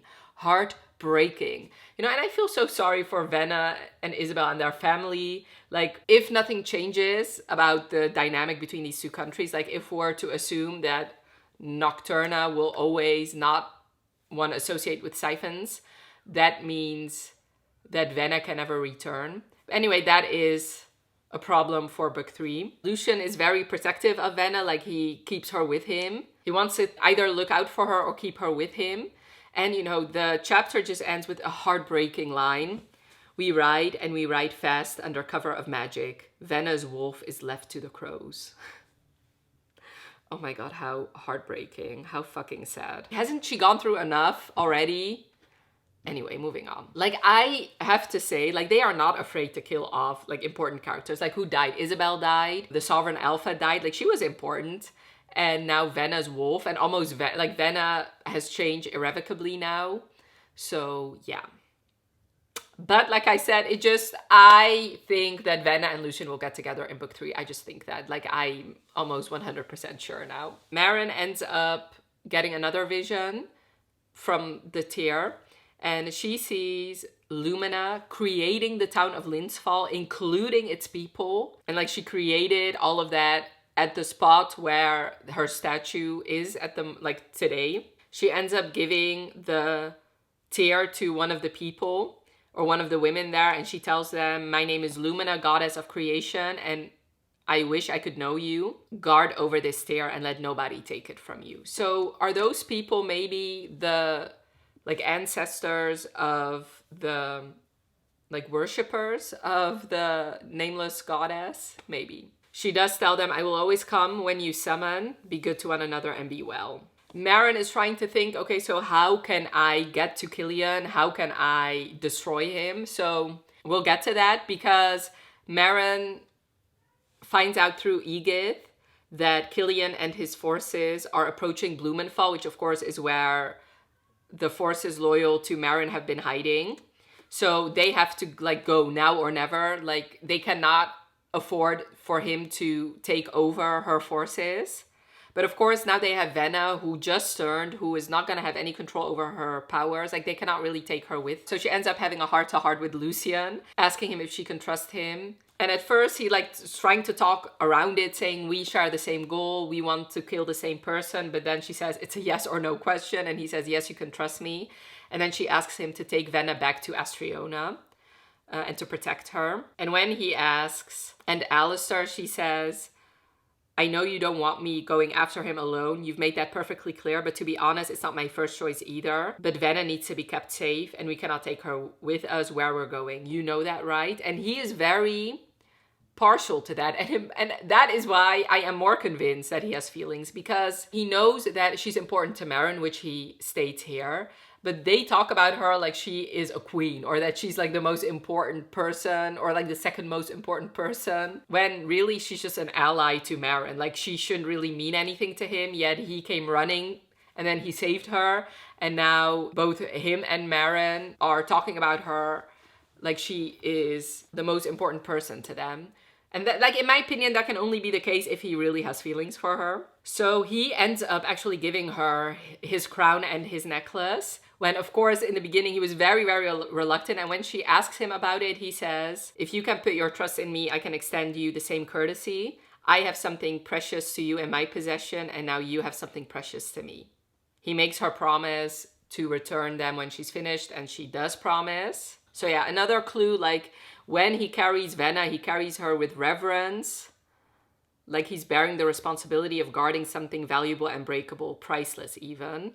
So Maren automatically thinks, well, that is because he's already established that she's very precious to me, just like his crown and his necklace, when I don't think that's the case. No. I'm just like, maybe I'm delusional, but I do think, like, why put that in there? It really has no purpose aside from building blocks to a romance between Venna and Lucian. And Maren wants to speak to Killian in her dreams one last time, and she is once again pretending like she loves him, like she hates Stark, that she is being controlled by Stark in some way, and she's pretending to be like this weak, meek girl, really. And it seems to be working. So she ends up telling him that she'll come to him tomorrow and that she'll deliver him Stark and Kratos on a silver platter. Of course, it is something that Stark and her have already discussed. Stark and her end up having very, very hot, like a very hot, steamy scene together. Obviously, since they're going into like a full battle tomorrow. So they end up tying both Stark and Kratos to Anasa, and they'll like pretend that they've been dragging them for a while and like wrapped up in shadows. What Killian obviously doesn't know is that Stark can control his own shadow, so he's the one controlling them. And the plan is that they'll deliver Stark to Tormund, but Noemi will already be there, and both Stark and Noemi will defeat Tormund, so that if he's dead then the Phylax people have no alpha, so then hopefully they'll just revert back to Maren. And then in the meantime, Maren will confront Killian. So Maren is trying to talk to Noemi, and Noemi is silent for a while, and that is when I knew she's been compromised in some way, which does end up happening. Killian shows up, of course. He tells her that he wants all the tears. But like, since she also knows him very well, she sees that he's clearly struggling with holding on to control with Alistair there in the back of his head. So like throughout this exchange, Sometimes Alistair will be in the forefront, and sometimes it's Killian. Stark ends up telling Meryn that Tormund knew what they were planning. He has to fight a lot more Phylax than they had anticipated. So Meryn ends up using the destruction tier to try and just kill Killian. It doesn't work because the shadow magic like lifts him out of the hole in the ground she's created. And Noemi has indeed been compromised. She ends up like grabbing Meryn's necklaces, both of them, since Meryn's obviously wearing them. And because she did that, Meryn kind of becomes very dizzy and she kind of forgets everything. Like she seems to have forgotten Stark. Killian is obviously like creating an illusion. She's just very disoriented. And while that is all happening, Anasa is speaking to her saying, fight this. And then Killian ends up stabbing Anasa. Like, oh my God, I was like freaking out, of course. She's fine. But I was freaking out at the moment. He wants to get all the tears. But while he's speaking to her in the back of her mind, she says, it seems that I have this connection. I don't know to who, but it seems very important. So it seems like she's torn either to do with what Killian says or follow this path in her brain. Of course, we know that that is the path to Stark. So eventually, before giving him the last tear, she does connect to Stark and she realizes everything that has happened and that he is in fact messing with her mind. Stark also ends up giving her some encouragement, saying, you are the power of shadow and life combined. Your strength can scorch the earth. Do not forget yourself. You are Meryn fucking Stormfrost, and you will not let a weak man win. Yes! She ends up grabbing her sword, and Noemi also grabs her sword. She tells Noemi to get them, because of course she wanted revenge for what Alistair and Cyril did to her. Both of them kind of stab him, and then Meryn ends up beheading him, which, yes, he deserves nothing less, okay? Good girl. When Killian is beheaded, a strange bluish smoke pours from his bleeding neck. And for a moment, I see that glint of blue eyes again. Alistair's eerie gaze, then it's gone. Do you think he's actually dead, Alistair? Obviously Killian is gone, but Alistair, do you think he's dead? Or do you think maybe he slipped into somebody else's body? I think the latter. I think he might have slipped into somebody else's body. I think so. But since we now have a new, grander villain, maybe not. With Killian dead, Meryn's bracelet ends up changing and she can take it off, so that's good. So that gives me more reason that Alistair is actually dead. I don't know. So yes, she's finally unshackled. Thank God. When Stark and Kratos get to Anasa and Meryn finds out that Anasa is going to be fine, which, yes, thank you. I didn't need another death. Meryn thinks that, some of the goddess tears, nobody should use them to be able to manipulate so many, bend minds to your will, the power of commanding worship. So she wants to kind of hide those more evil stones somewhere. Stark is kind of acting weird, but when she asks him, he says, I agree with whatever you decide, you're in charge. This will come back, okay? We find out that Stark actually killed Tormund, so that Phylax pack is without an alpha. And of course, they're in the camp, so they see all these wolves and riders, and all of them are looking kind of confused and uncertain, really. Then Egith and the rest of the pack show up, and I just really like that reunion, even though, obviously we haven't seen Egith a lot in this book, but of course in the first book we have seen a lot of them. And Meryn obviously needs to address these wolves that had defected from her, of course a lot of them against their will, but she's their queen, she needs to say something. So she does end up saying that she knows that a lot of them were under the influence and could not resist. She says, you will not be punished, but we will have a lot of rebuilding to do and a lot of trust to rebuild. And if some of you really don't want to follow me, then you're free to go and I will not come after you. So I feel like Meryn is learning to be a good queen. She ends up reuniting with Ruby, and Ruby, of course, can communicate with Meryn's father through their sire bond. And when Meryn asks about Sayla, Ruby tells her that Sayla is adjusting well, she's learning a lot, and she also tells her that her father wants to enroll her in school. And Meryn is conflicted, but she knows it's better for Sayla to stay in Astriona, considering, even if the war is over, there probably won't be a classroom full of Nocturnans welcoming a siphon into their midst. So I do like this, that Maren is becoming a bit less selfish. Like, not selfish, but I mean, it is right. Like, in this case, she needs to do what's best for Sayla, even though it might hurt her. So I did like that scene. Ruby tells her that if Sayla and her father need some space, then she will give them that, but she would also very much like to know Sayla. Then actually Maren tells her, you know, it's tough to accept that he's been alive, but I'm glad he at least has you. And Ruby kind of wants to hug her, and Maren says, I may be grateful, but you and I are not in a hugging place yet. And Ruby laughs and inclines her head, yet. So I do like that. I mean, I really hope, obviously what her dad did is shitty. I'm not gonna lie, okay? It was shitty. But, I mean, at least he's alive. She has a father still. It seems like he wants to rebuild a relationship, knowing that siphons aren't what she thought they were, you know, maybe. I mean, I don't think Maren and her father will ever have like a close father-daughter relationship, but maybe they can be cordial. And the last chapter is just like, this series has some very good cliffhangers, I'm not gonna lie. So we get a Stark chapter, and we find out who his mother was talking about right before she died. So he's been keeping secrets again. Stark keeps a lot of secrets, I do have to say. He's had access to the Shadow Realm and has been speaking to Nocturne. We find out that Sigrid kept that from her wolf, Genekos, and he's keeping it from Kratos. He's not just hiding it from Maren. And it turns out that his family has made a deal with this god for their power centuries ago. Nocturne is kind of like hitting Stark, and he's not pleased with him at all. When Stark wants to fight back, he gets even angrier, saying, you dare use my gifts against me. He tells him, I gave you a command and you disobeyed me. The tears must be put together. Because of course, Maren had all the tears and she wants to like hide some of them. When Stark asks him, why me? Why have you not freed yourself before this and all these millennia?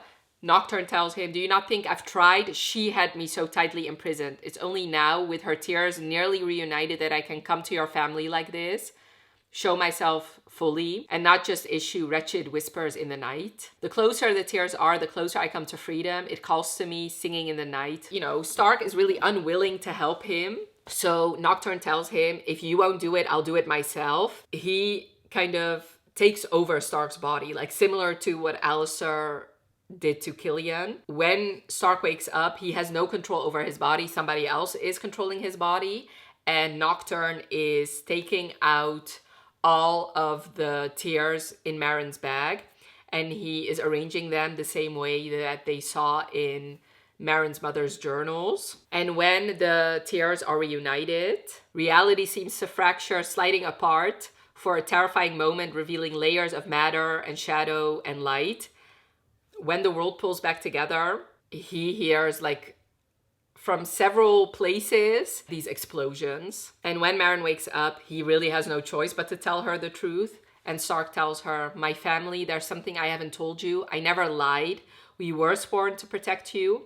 It was our most sacred mission, or so I thought. But all this time you were just playthings of the gods, Maren. My family is not sworn to the Stormfrost. We are sworn to Nocturne. The dark god has returned.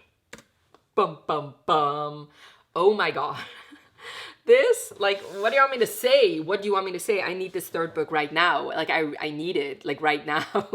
So we have a new villain, and I'm very excited to see, like, what will happen. Like, I cannot imagine that they won't need the help of Astriona to defeat this god. I feel like they need the help of everybody to defeat this god. Will the faceless goddess show her face? I'm just so excited for book 3. And yeah, this was just so good. I had a great time reading this book. And I had some theories that some of them I'm glad didn't pan out, because I really thought, since this book had some similarities to other well-known romantasy books, I really thought maybe like the plan with Maren trying to fight Killian would end up in her losing her memories, or with her either pretending to be with Killian, and that would be the third book, her trying to get away from Killian's clutches, or even like what happened here, that he messed with her mind and it kept being messed with so that she also returned to Killian, and then book 3 would be her getting her memories back and then fighting him. So I really thought that Killian would be the villain also in book 3. And I would have been fine with that, but like I said, it would be a bit too similar to other stories I've read before. So I'm glad, like I'm happy with this, and I'm just very excited for book 3. This video is like, as always, is very, very long, so I'm gonna stop yapping. Let me know in the comments below what you thought of this book. Did you love it as much as I did, or did you really prefer book 1? Leave all your thoughts down below. And I would really love to know some theories. Like, what do you think will happen in book 3? And I really hope you enjoyed this video. Let me know by leaving a like if you did, and also leave me a wolf emoji in the comments if you like this video. I hope you have a wonderful rest of your day, and I'll talk to you later. Bye.